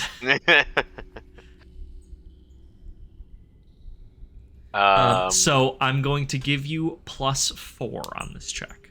Okay. You've got the rope. This is a good plan. It's just being well, careful with it. Better than nothing. Alright. +4. Otherwise normal. You've got this, Alexander. I believe in you. This is why you never skip leg day! There you go. Lift with the knees, not the back. Yes, okay. So you do get this up and down, and Dorian is like watching you do this and then suddenly realizes he should be holding onto the rope and like grabs the rope real quick, and like it goes taut immediately, but you are able to slowly lower the disc down to the ground. And when you move over to the door, that disc fits. It does not fit. It goes on, but it doesn't click into place. Got to be kidding me. Other one? Dorian, you're like, I knew there was 5, but what's the last one? You have the center of the earth, the tunnels, and it would branch out. I mean, the next logical thing would be the shell around the crust itself.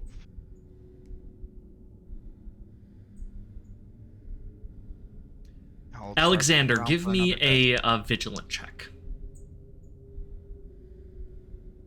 Normal? Yep.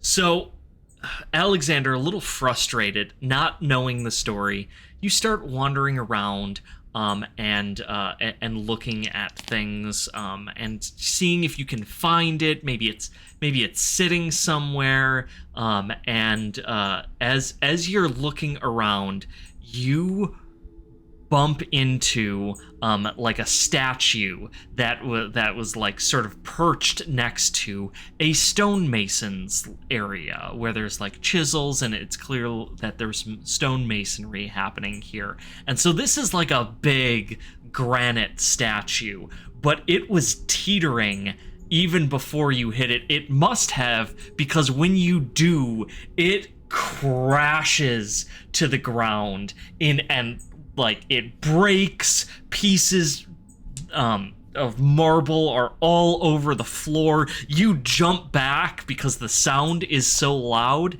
and you are filled with dread and horror as you see, amidst the ruins of this statue, a disc about 16 inches across, broken perfectly in half.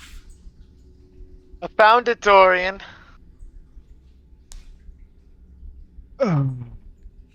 You just couldn't help knocking over a bloody statue, could you? Listen, this one, we found the disc. Aren't you pleased? Okay, we can deal with this. Of course, I'm pleased, Alexander. I mean, it's in such perfect condition to finish this. To be fair, it's in better condition than some of the things I've swiped before. Most importantly, though, looks like we need to fix it. It just so happens we're in the inner workings of a masonry, so... That is ancient. that we can get moving again. That wood's not completely rotted. It's either that or we make. It's either that or we just try to put it on broken. All right. What does this one represent, by the way, Dorian? Is it the two halves of our the duality of man, perhaps? As you pick it up, it's just like covered with like lumps and circles, like jelly beans, and weird amoebas. It is not at all clear to you, Alexander, what this is supposed to be depicting. Like, it looks like the dots are on like a Dalmatian or something.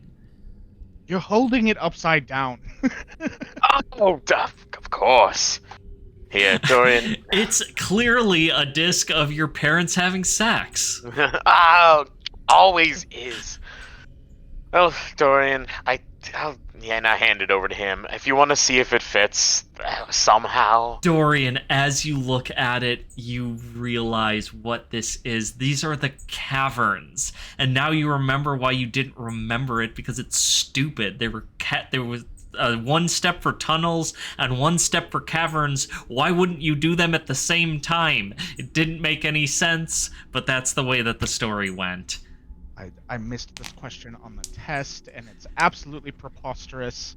Hey, I suggested something similar anyway with the underground, so it looks like I'm pretty well brushed up on my history as well. You're a bit of an archaeologist yourself. See if it fits and works still. I'll try half of it on there. When you put half of it on there, you can tell that it is going to fit, but because it is broken perfectly in half, it can't hold on to the stick. You can't put it onto the peg. So it's not holding itself up.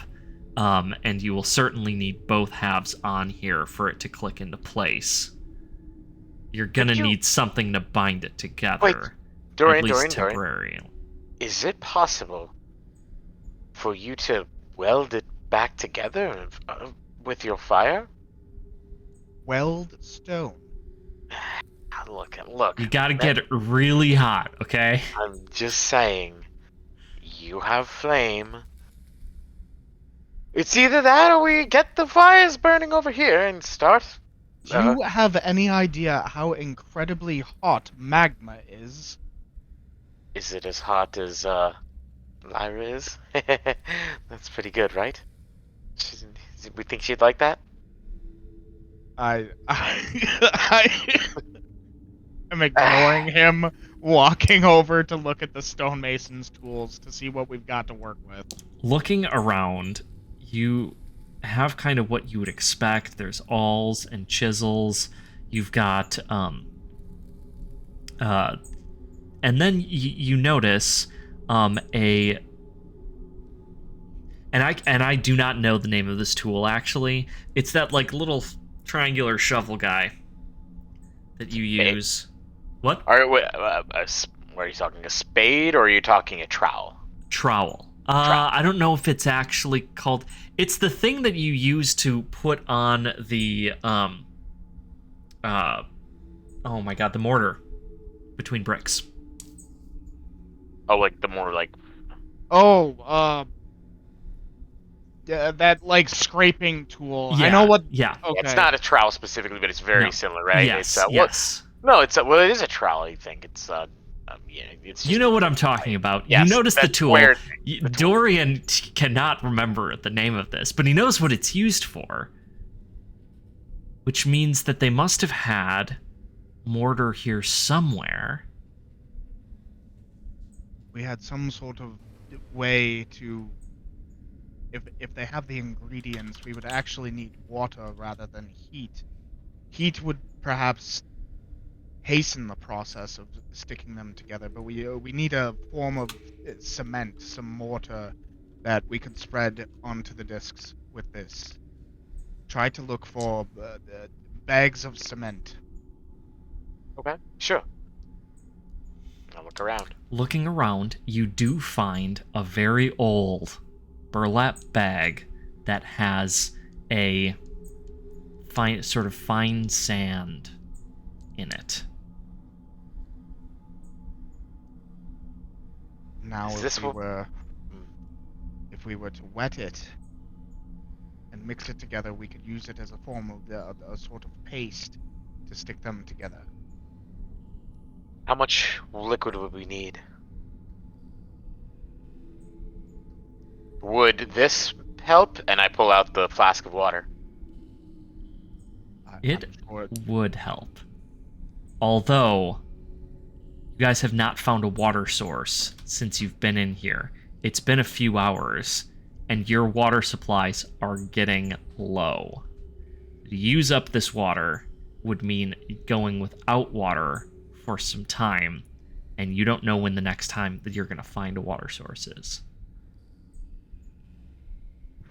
Well, I don't suppose you have to take a piss, do you?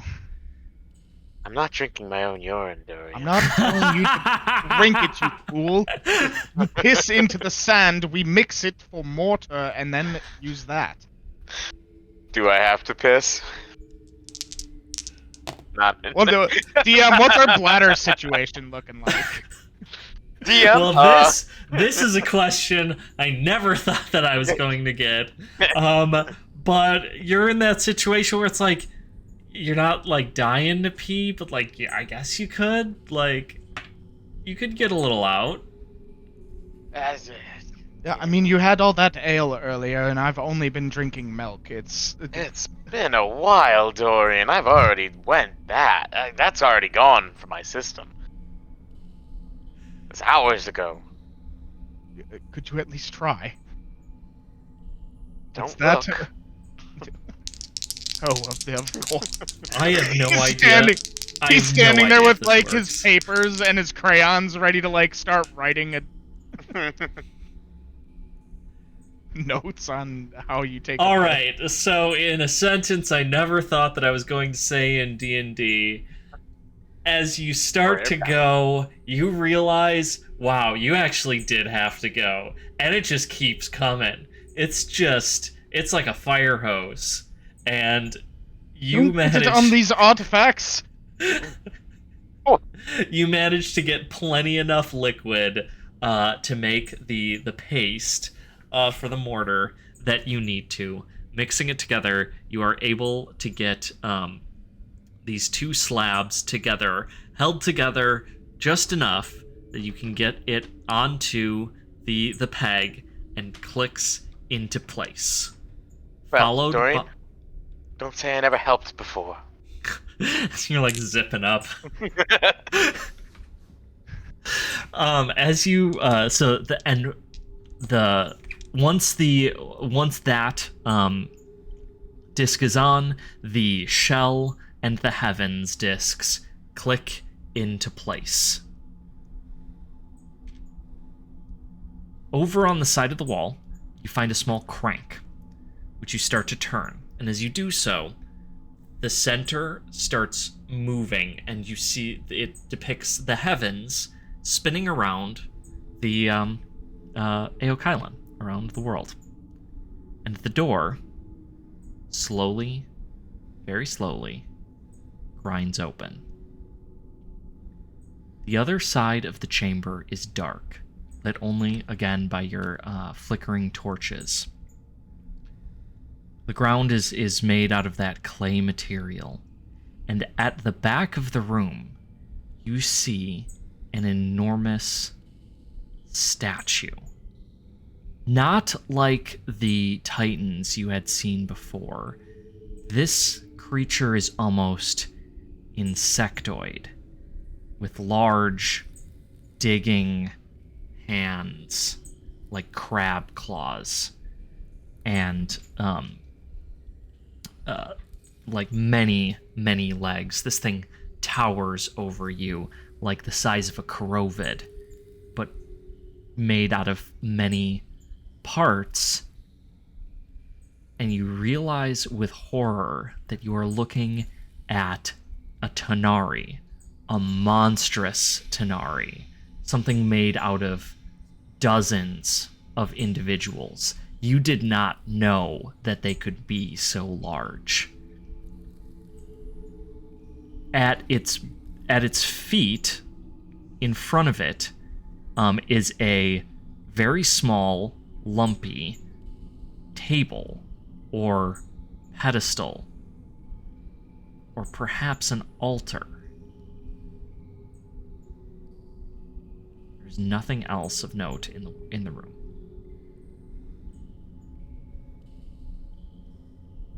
Should I go get Lyra? Or attempt to bring her in? Well, what? I don't know. A little worried. And also, don't know what to expect in this room. That, pointing at Tenari, is a little different than I expected, I suppose. I'll admit it is a little unnerving. I'm more curious what could possibly go upon the altar. I'm going to move forward and take a closer look at the altar. As you get closer to the Tenari statue, you note that it does not appear to be made out of stone, nor the mud substance on the ground. In fact, you're not sure what it is made out of. And you smell a foul stench as you get close to it. And notice a slight movement and twitching. It looks like this thing is breathing. It looks like this thing is alive. I'm gonna slowly back up. Alexander, I believe that's not just some statue. It's alive. Yeah. It is a living specimen of the Tenari. How could it be alive down here for so long? Perhaps some sort of a hibernative state. I don't know, but what do you think we should do? We keep running into these rather large beings, don't we? It's almost like you're very small humans in a very big, big world. Hey, what do you know about them? Would it have a rude awakening, or are they more morning people? The Tenari are among the least understood of the Hadra by humans. They're very rarely seen, and when they are, they don't appear to communicate the same way, and they don't appear to pay any attention to most things. They're a very strange people. Can I recall any sort of prayers or scripture of some kind having to do with Tenzin? Roll a cunning check. Yeah, this one I could understand being a little tougher, especially with us not knowing all that much about it. Yeah. If the answer's no, that's okay. Modifier? Nope. Okay. 13. You're just knocking them out of the park today. I've got pretty good odds with cunning. There's this. So Tenzin has a song, as all the Eoqa do. So perhaps that's what you need to do. But maybe there's something else. There's an altar. It looks like an altar for offerings.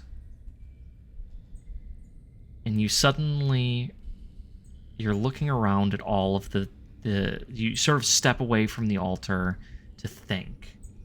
And you're looking at all of the statues, the dolls, the urns, the tapestries, the paintings. All things handmade in Tenzin's image. I'm going to take out that doll Mm-hmm. and just tender loving care slowly begin to stitch it back to a better representation and how I sort of see him depicted in these statues, using Yeah. them as reference and things like that. Maybe adding a little bit of color with some of the threads. And while I'm doing that, kind of keep going over the song and scripture So that you I don't had. know the song. You know that there is a song. You don't know what it is, though. Just hum whatever comes to mind while I think of Sure. Tenzin Sure. while I work on this.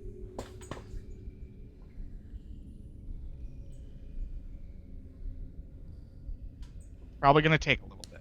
Yep. So it takes a little bit, but you are able Oh. to stitch this thing back together in a better representation of Tenzin than it was before.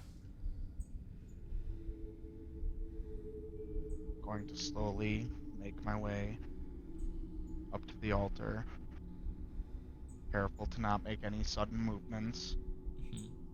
Don't touch any more statues, Alexander. Wouldn't you dream of it, Dorian? And I'm going to gently set this down in reverence to Tenzin upon the altar. Just kind of bow my head in respect. Yeah.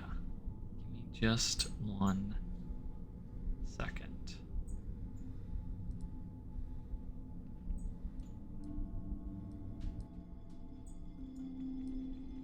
As you put the doll on the altar, the creature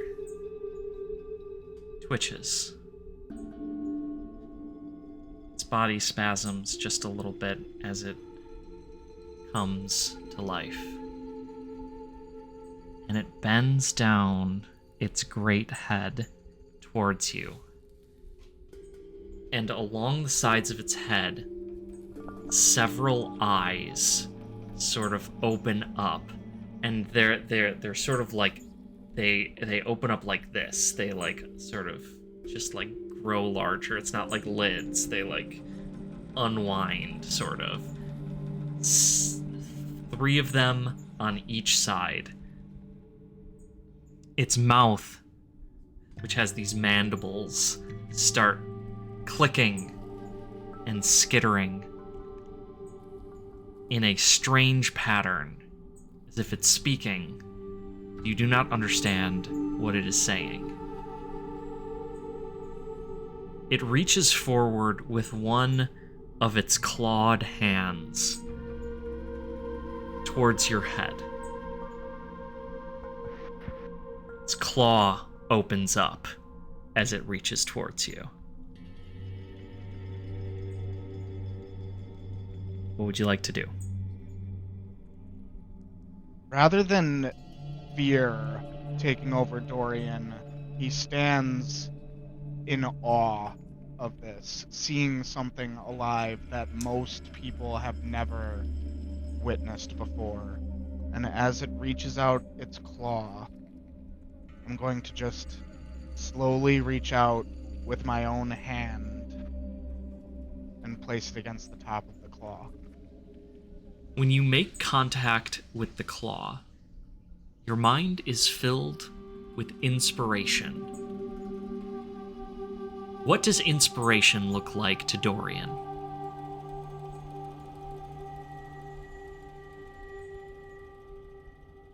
Being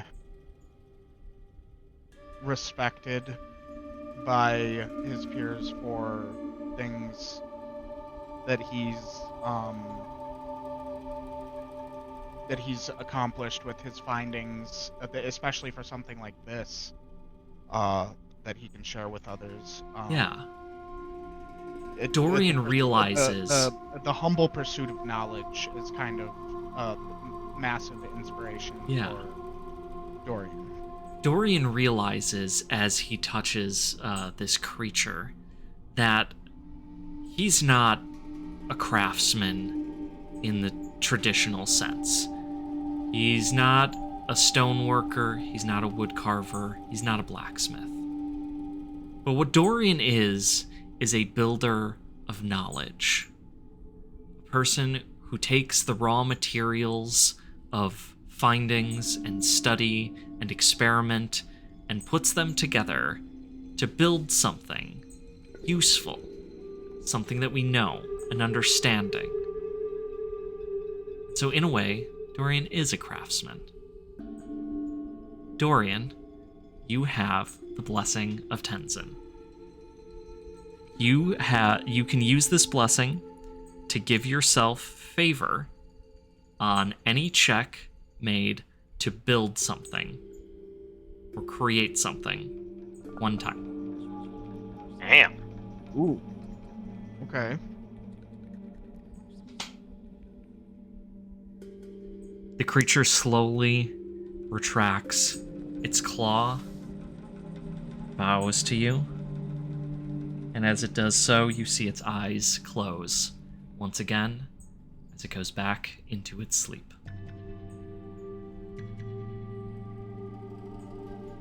I'm just going to whisper to it, "Thank you," in Old Lokai, Yeah. and then turn and walk away. Well done, Dorian. 1 down, 16 to go. And with that, Oh my. we are going to take a short 5-minute break. See you guys back in a bit. Yo. Cool. All right, and we're back. So, you've just walked out of the shrine to Tenzin, where you, with his blessing, its blessing. You're not sure. Their blessing. Their blessing. There was more than one of them.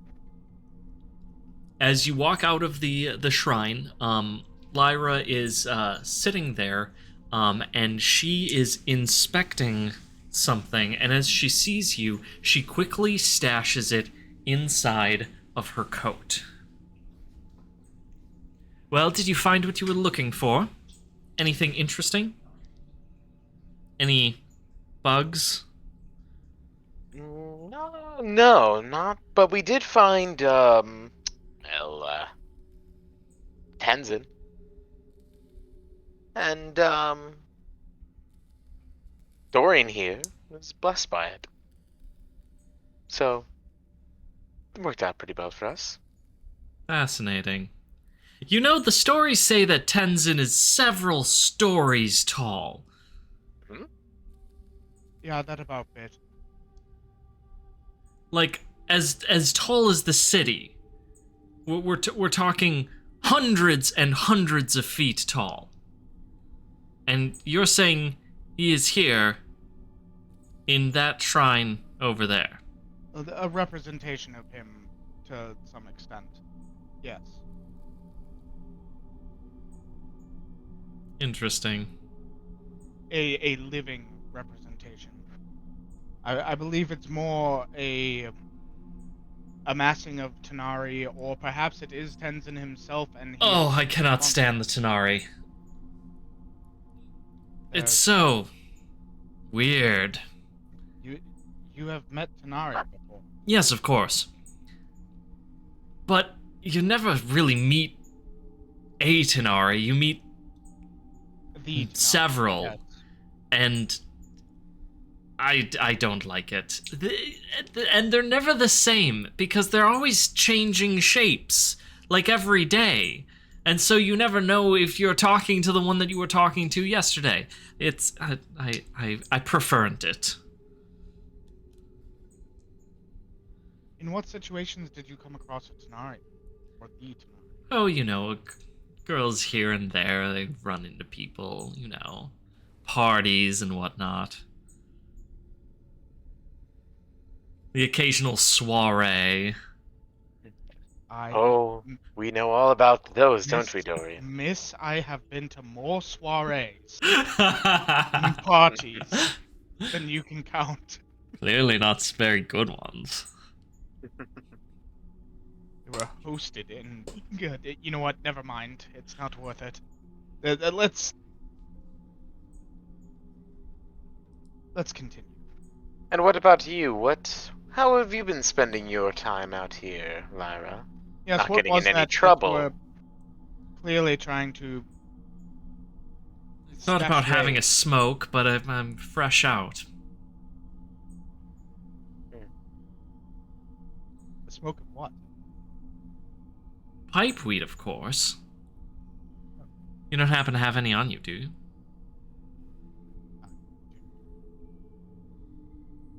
Not myself, unfortunately. Gave it up. It's for the best. It's bad for the teeth. Yours are impeccable, of course. Well, where are we going next? Well, It is Alexander, getting what? rather late, and I would rather not spend the night down here if we don't have to. Although, spending the night back in Karshtops Township does not seem to be an option at this point. The only way out, it would seem, is through, but that through puts me in a place that I'm not too keen on being. Do you have a safe place to stay here?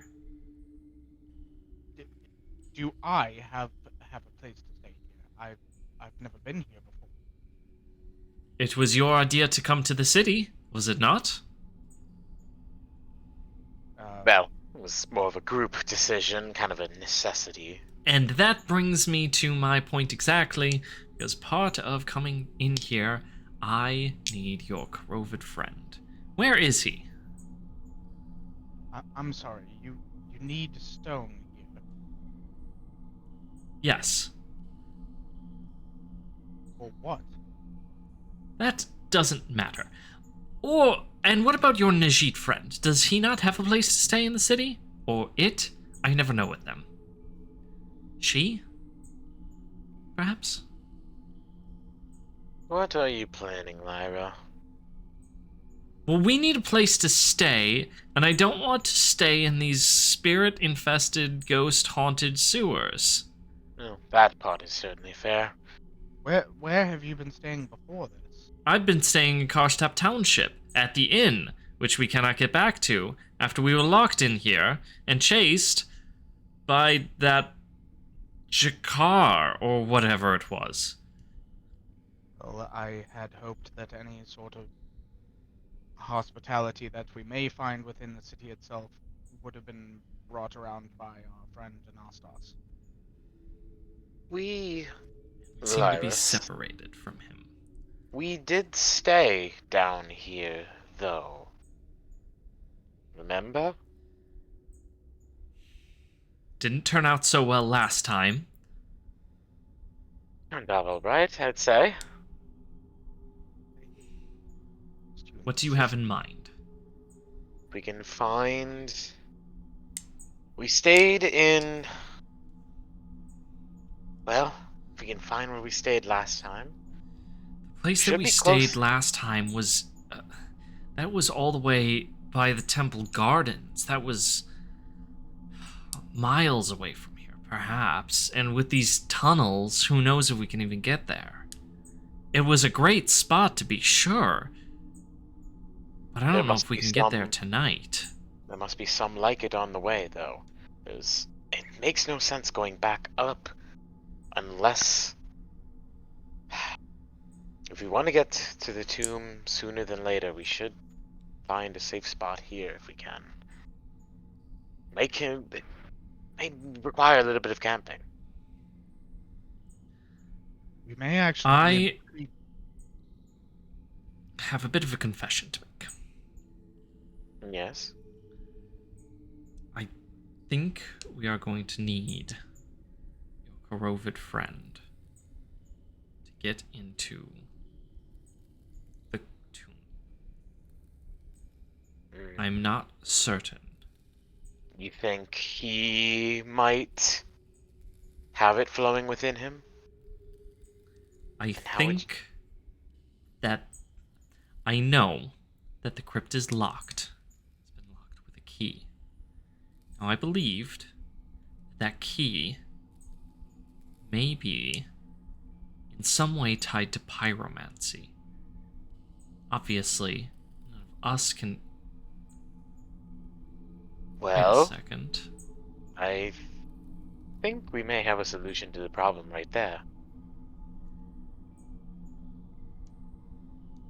We'll try Dorian's it. just kind of still pooling over the map, and when you guys both look at him, he's like, yep, what? You think I you can wouldn't open a fire-powered door? I would certainly imagine, yes. Well, then the only question that we need to ask for ourselves is how long do you want to keep the party separated? We're running around out of time today.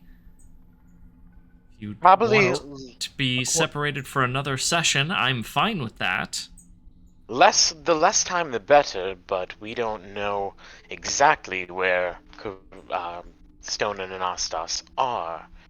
Now, I am all for Dorian's attempt, but we know they're in the city, but we're underneath it. Do you have a way? Perhaps we find our way to the surface. If you see here, it looks as though there's an entrance into the wall, underneath the high wall here. Don't you see it? If we can get to the high wall, we can take it over here, and it looks like if that path that your friends are taking, it should put them out right here. We'd be less than a block away. Maybe we should head there, wait for them to emerge, and reconnect with them at that point. I assume that your Najit friend has a place to stay in the city. We lie low for the night, take a rest, and admittedly, I'd feel much better with someone else watching my back. Say that again. What? You could say that again. I solved all of our issues tonight, I will say. And you did an admirable job of it. And as we both know, the city is filled with undead revenants who want to kill us all. Indeed. The less we're seen up there, the better as well.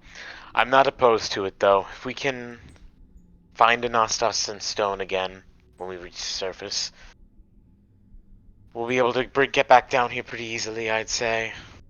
Get where we're going. Better to have 5 than 3. You could perhaps check out that other statue after reconvening with our party as well. Anastas should know quite a bit about, well, a little bit about the history anyway.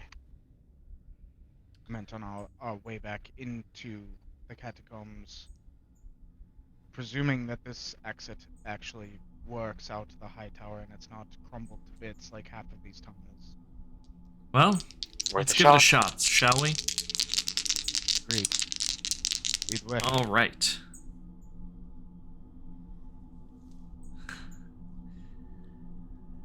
You find a shortcut. Nice. You get there lickety-split in no time at all. You find a direct route. There are no collapsed tunnels in your way, and it is although a grueling, a pleasurable walk through some very nice catacombs. And most of it is ascending a spiraling stair that leads you to a door. Once we get to the top, I'd like to mention that I kicked the ladder back down to the shrines that's obviously sitting there for that shortcut. Yes. Perfect. Smart. It's been conveniently lifted up and takes a swift kick to get us back down there. Yep. The tunnel ends at a rusty door, which seems not to have been used in decades, and it is warped and rusted shut. Opening it takes more effort than you expected, and you are only able to push it far enough to squeeze through. It seems to be a theme with doors down here. You appear to be at the base of a tower filled with moldering, discarded boxes and barrels, and a long winding stair leads upwards.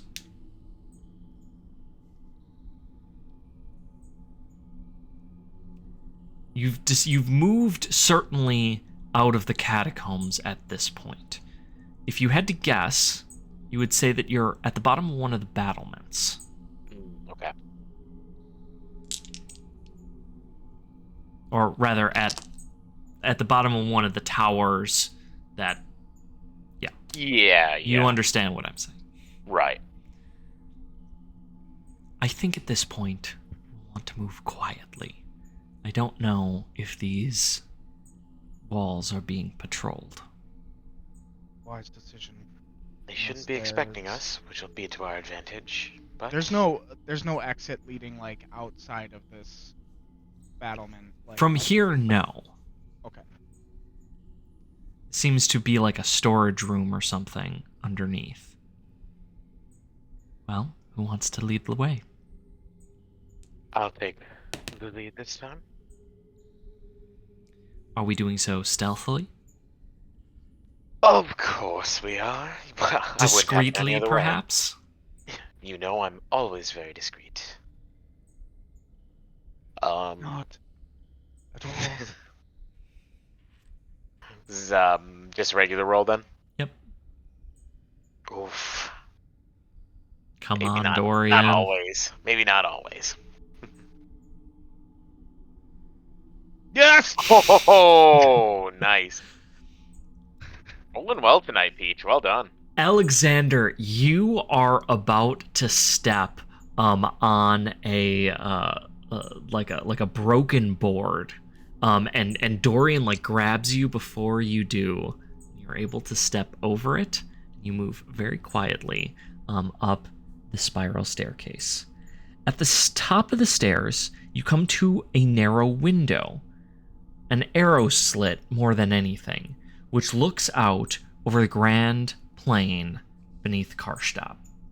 Give me a second. I need to get rid of our crypt music here. That's not really as appropriate any longer. Okay. Ooh, this might get loud.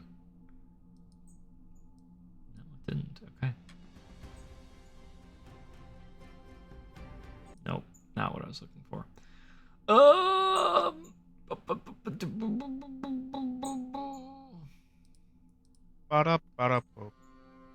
Hooah, hooah. There we go.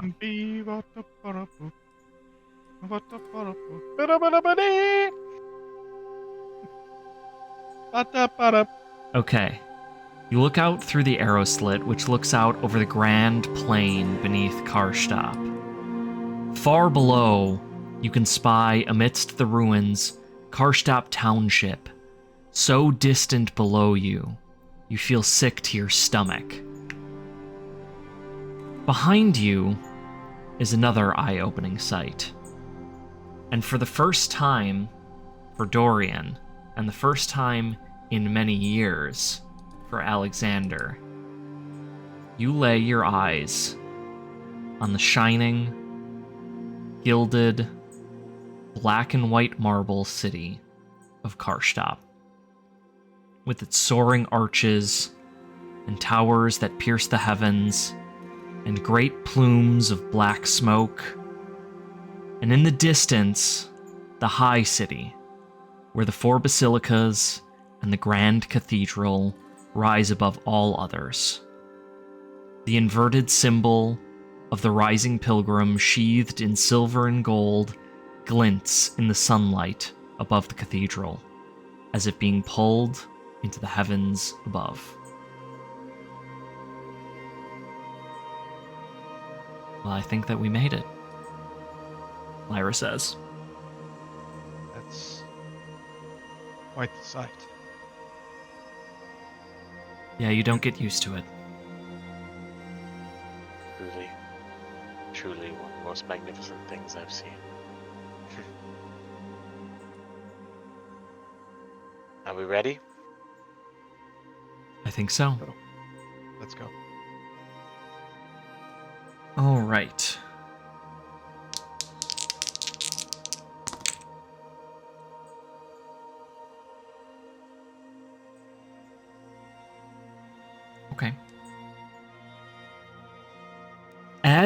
So you're kind of looking out these arrow slits. There are 2 doors at the top of this tower, leading out in either direction, and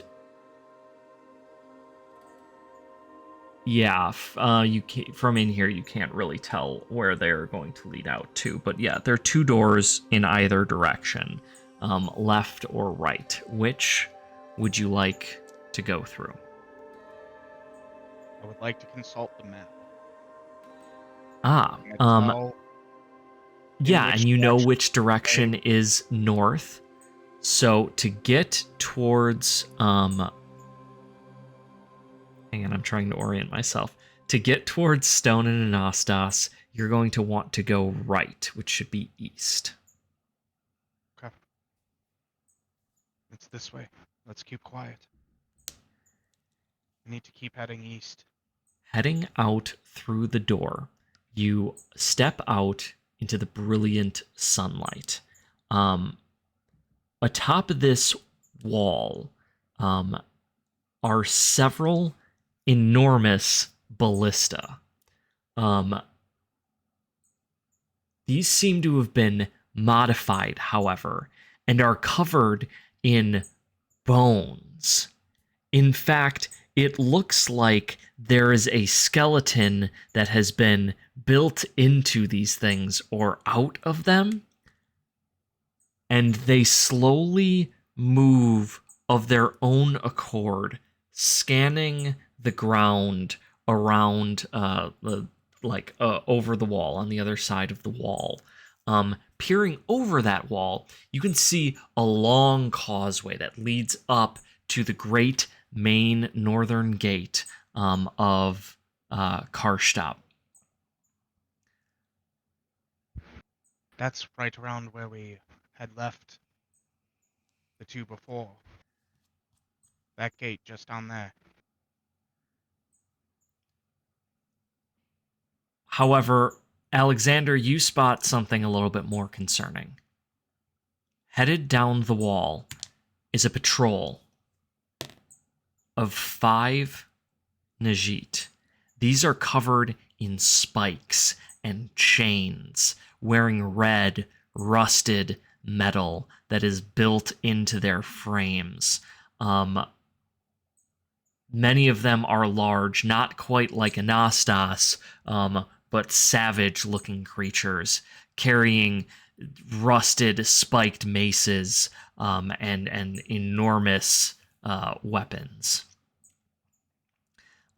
Several of them are also carrying large crossbows, and they seem to be headed towards you.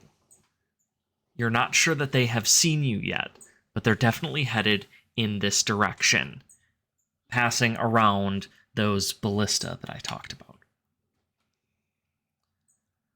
I'll let the group go quietly. Maybe east was the wrong choice. Let's hide quickly. Where would you like to hide? Not a whole lot of room out here on this wall.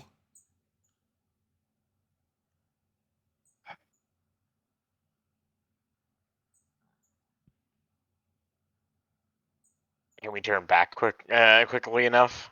Yeah, let's go back towards the battlement that we had just come from. So you want to head do you want to head back down the stair? Yeah. Okay. Try and I'm assuming that they're probably on patrol or something across the high wall. Yeah. Yeah, not looking for back us, up. but We'd like to. What I would like to do is to back up to a point that we can still see them doing their patrol across the high wall, and in a position that we could start to go back downstairs if need be. Sure. But to But keep an eye on them and see what they're doing. Yeah, absolutely. Yeah. Okay. So you kind of keep an eye on them. You already rolled your stealth check, so that's fine. Okay.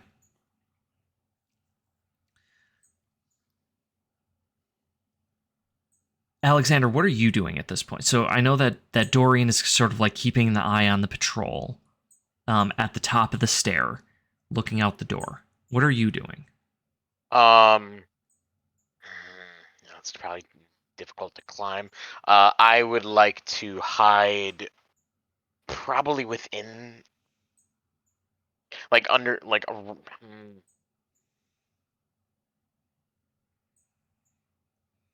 I'd like to hide kind of below where Dorian is, so like Down the stairs a little bit. yeah, Okay. where I can like still, if need be, come out. So not super far down, but like Sure. just a little further out of reach. So if Yeah. he says back, yeah. Lyra is just a little bit further down than you are. And Dorian, as you watch the patrol, it comes around the first ballista a little closer, around the second ballista, and is coming up towards the door you are peering out right now. What would you like to do? Does it seem as if they're conversing at all, or... No, it does not. They don't seem to be talking at all. Okay. I'm gonna Just kind of wave my wandering. hand down towards them and slowly make my way down the stairs as well. At this point, I'd like another discreet check. Sure. From everybody or just? Well, up to you. We can do it as a group check, or we can have just Dorian do it. What would you I like? think a group check would be great. Group check sounds wonderful. Just normal then. Yeah. Ooh, no luck that time. Much better this time. Lyra coming in clutch with a 5. All right. You slowly make your way down the stairs, quietly as you can. You hear the clattering of the chains and the crunch of their boots as the Najit get closer. From here, you can even hear a low moaning sound coming from them, like the sounds that you had heard from the feral Najit that you had met in Arcadiava.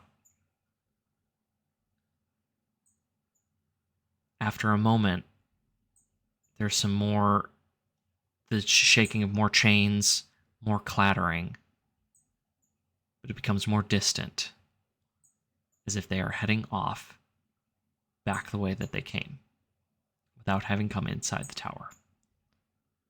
Your luck is holding for now. For now.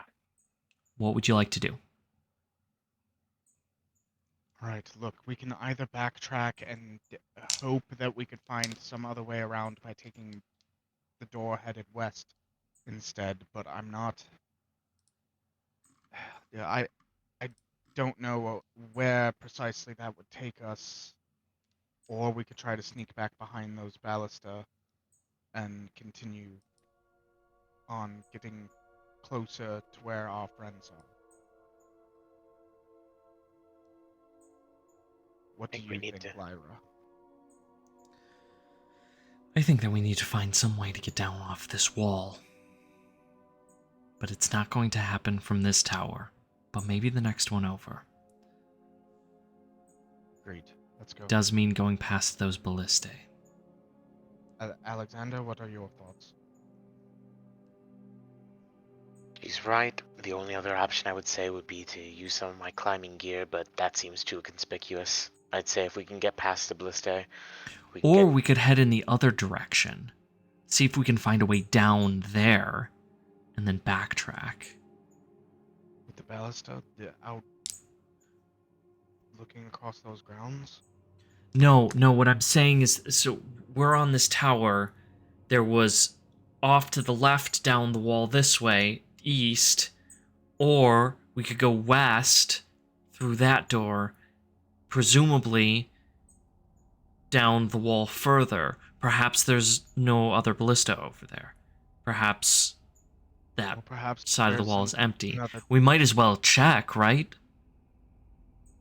Worth a shot. A quick peek. Because It we is can. in the opposite direction of where our friends are. Keep that in mind. Well, if there's no baddies between us and there, I'm going to take that sooner than heading the other direction. Is a roll of the dice. We know the devil in that direction. We do not know what is beyond that door. There could be a whole nother patrol standing right in front of us the moment that we open it. Well, we'll open it very carefully then. Then I will stand back this time. You two can lead the way. Who wants to open the door? I'll do it. Lady luck be a lady tonight. Perhaps take a listen before you open it. See if you can hear any more of those moans or chains. Yeah. Listen, maybe if there's a way to do like a quick peek. Yeah, listening at the door, you do not hear anything on the other side of it. Except distantly. Maybe voices? You're not sure. The wind is pretty loud up here. You'll have to open the door to see. I'll do so. You slowly creak the door open. There are not any ballista on this side of the wall. However, there is a large. This wall leads around to a large clock tower, huge, immense, bigger than any clock tower that you have seen, with like massive golden hands that click slowly into place. Truly a magnificent piece of architecture. And walking along the wall, walking away from you, are two figures, both Najit. One of them is wearing very little, mostly gold and white polished bone.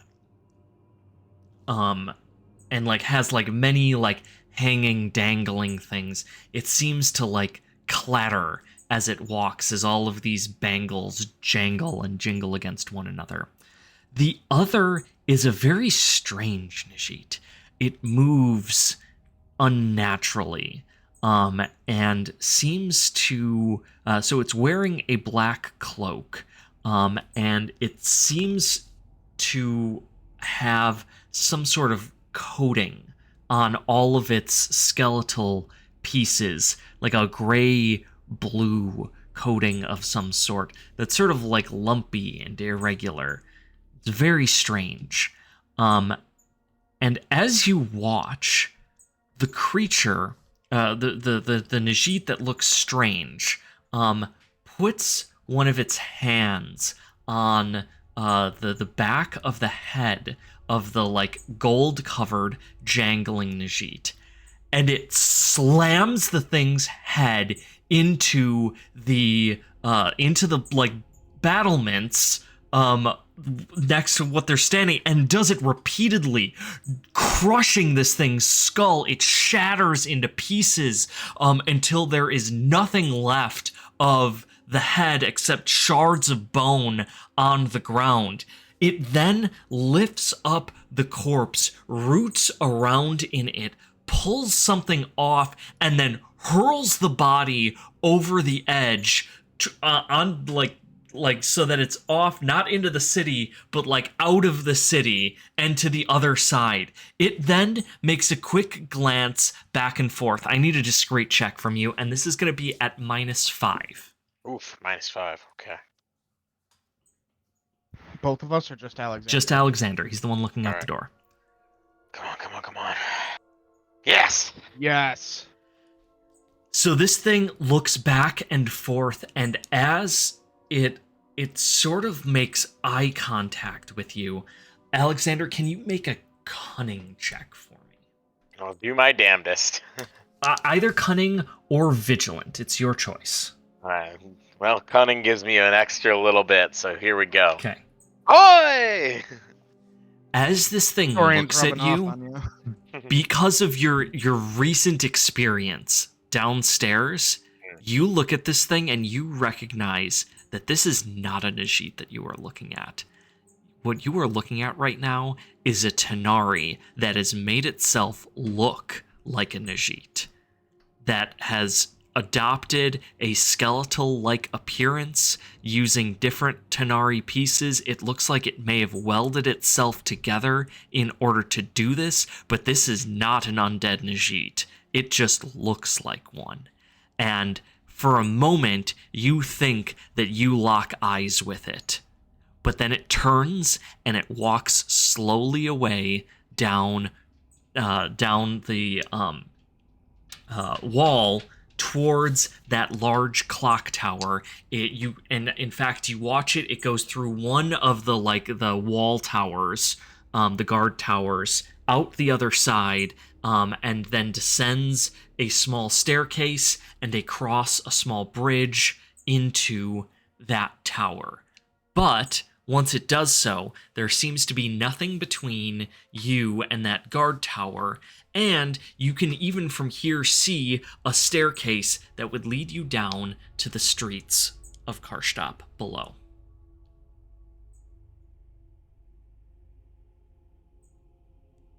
I think we can get down. That was a bit terrifying, but I think we can get down. What was terrifying? Did you see? Oh, just a Tanari disguised as a Najit, so to speak. I'm sorry, what? Yeah. Well, what? Why on earth would it do that? What did it do?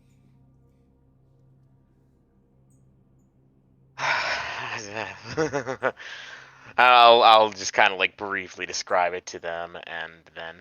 But I think we should really move. What an interesting time to come to this city. Our timing, as always, Alexander, is impeccable. We're always good at finding trouble, aren't we? I fucking hate you. Ah, the feeling is mutual. And he winks at her.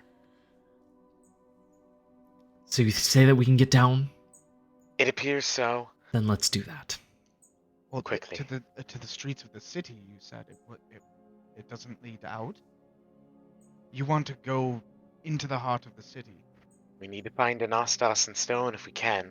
At the very least, a place to stay.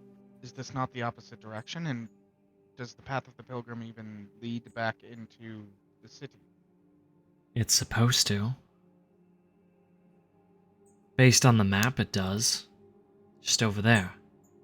You just need to get down, cut through the city streets, and cut through alleyways, get over there to the other side, and at least we won't be up on this battlement where anyone who happens to look up can see us, and there's not bloody patrols walking back and forth. I agree. Let's go. Let's go follow the murderous Tanari Najit. I mean, why wouldn't we? What could possibly go wrong? So you don't have to follow the Tanari to get down to the streets.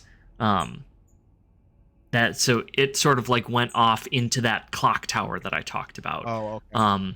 But yeah, if you went down to the streets, you'd follow it for a distance and then you'd break off.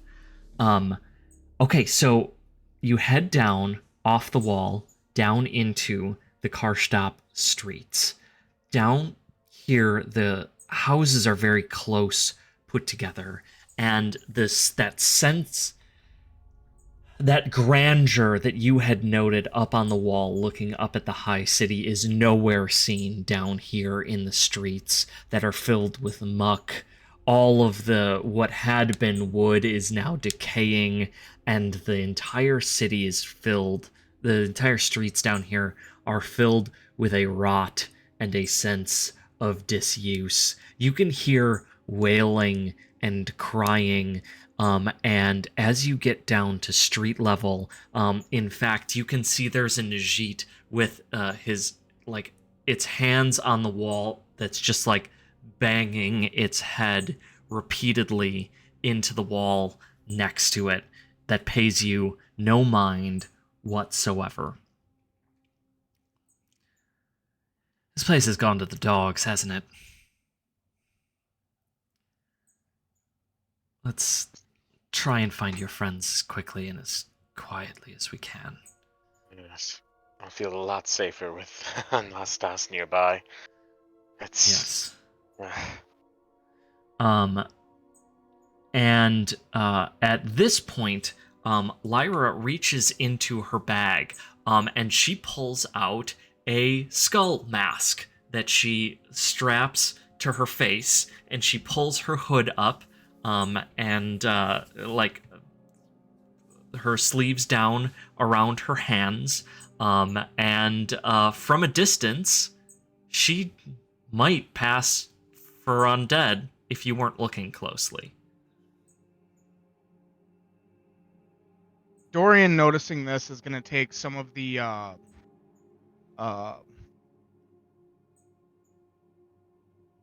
not some, sorry, both his coat and traveling coat, and just do the same.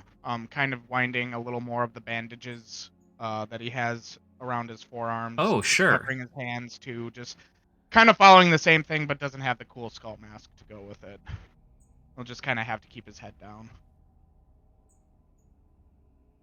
Alexander, did you not bring a disguise? I swear we had talked about a skull mask before. We absolutely did. You were made one by I was made Bridget. one, yes. Bridget made Bridget, one for you. Bridget, that's it. Yes. Yes, thank you.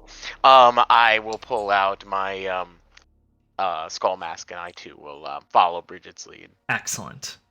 All right. With your Put that scraped knife- together Najit disguises, you make your way through the city, heading east, trying to reunite with Stone and Anastas.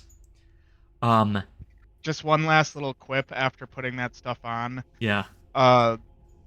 Dorian holding the cloak that Millie clearly packed for him, and seeing you pull out the mask that Bridget got you, I'm just gonna turn and look at you and go, "Women of Arcadia, what would we do without them?" Solid. Pull the cloak over and continue forward. Very solid. Okay. 1 second. I look over to see if Lyra had heard that very nervously. You can see even behind the skull mask, she's just rolling her eyes. Sweat pours from my skull's face. Okay. As you head your winding through the city streets, heading east, Lyra stops at an alleyway, and you hear her swear. She's looking off to her right, and as you back up to see what she's looking at, you see several Najit in that wearing that like those gold bangles of the dude. I don't think you guys know what diocese that signifies. No, absolutely not. Okay. Yeah. But so we're more wearing those gold bangles and otherwise having that polished white bone, and there seems to be a large group of them escorting a very tall Najit with a great wheel attached to his back. Anastas, wrapped in chains, being escorted down the street and up towards the high city. And that is where we are going to end our session for today. That's not how things played out. Just... Well... Oh, no! Good luck! I smell train tracks for their next session. Yeah. Choo choo! What EXP before we forget? Oh, yes. Okay, so you got the blessing, and you made your way into the city. Did we do a third thing? That would be like kind of knowledge-y, whatever. I'm gonna say 2. 2 EXP. You got into the city and you got the blessing. Cool. I'll call it there. All right. That was everyone. awesome. Thank you. Everyone on stream, thank you for joining us, and we will see you next time is going to be the Anastas and Stone session, and don't anyone tell Talon or Don what is going to happen, please. Thank you. All right. Have a good night.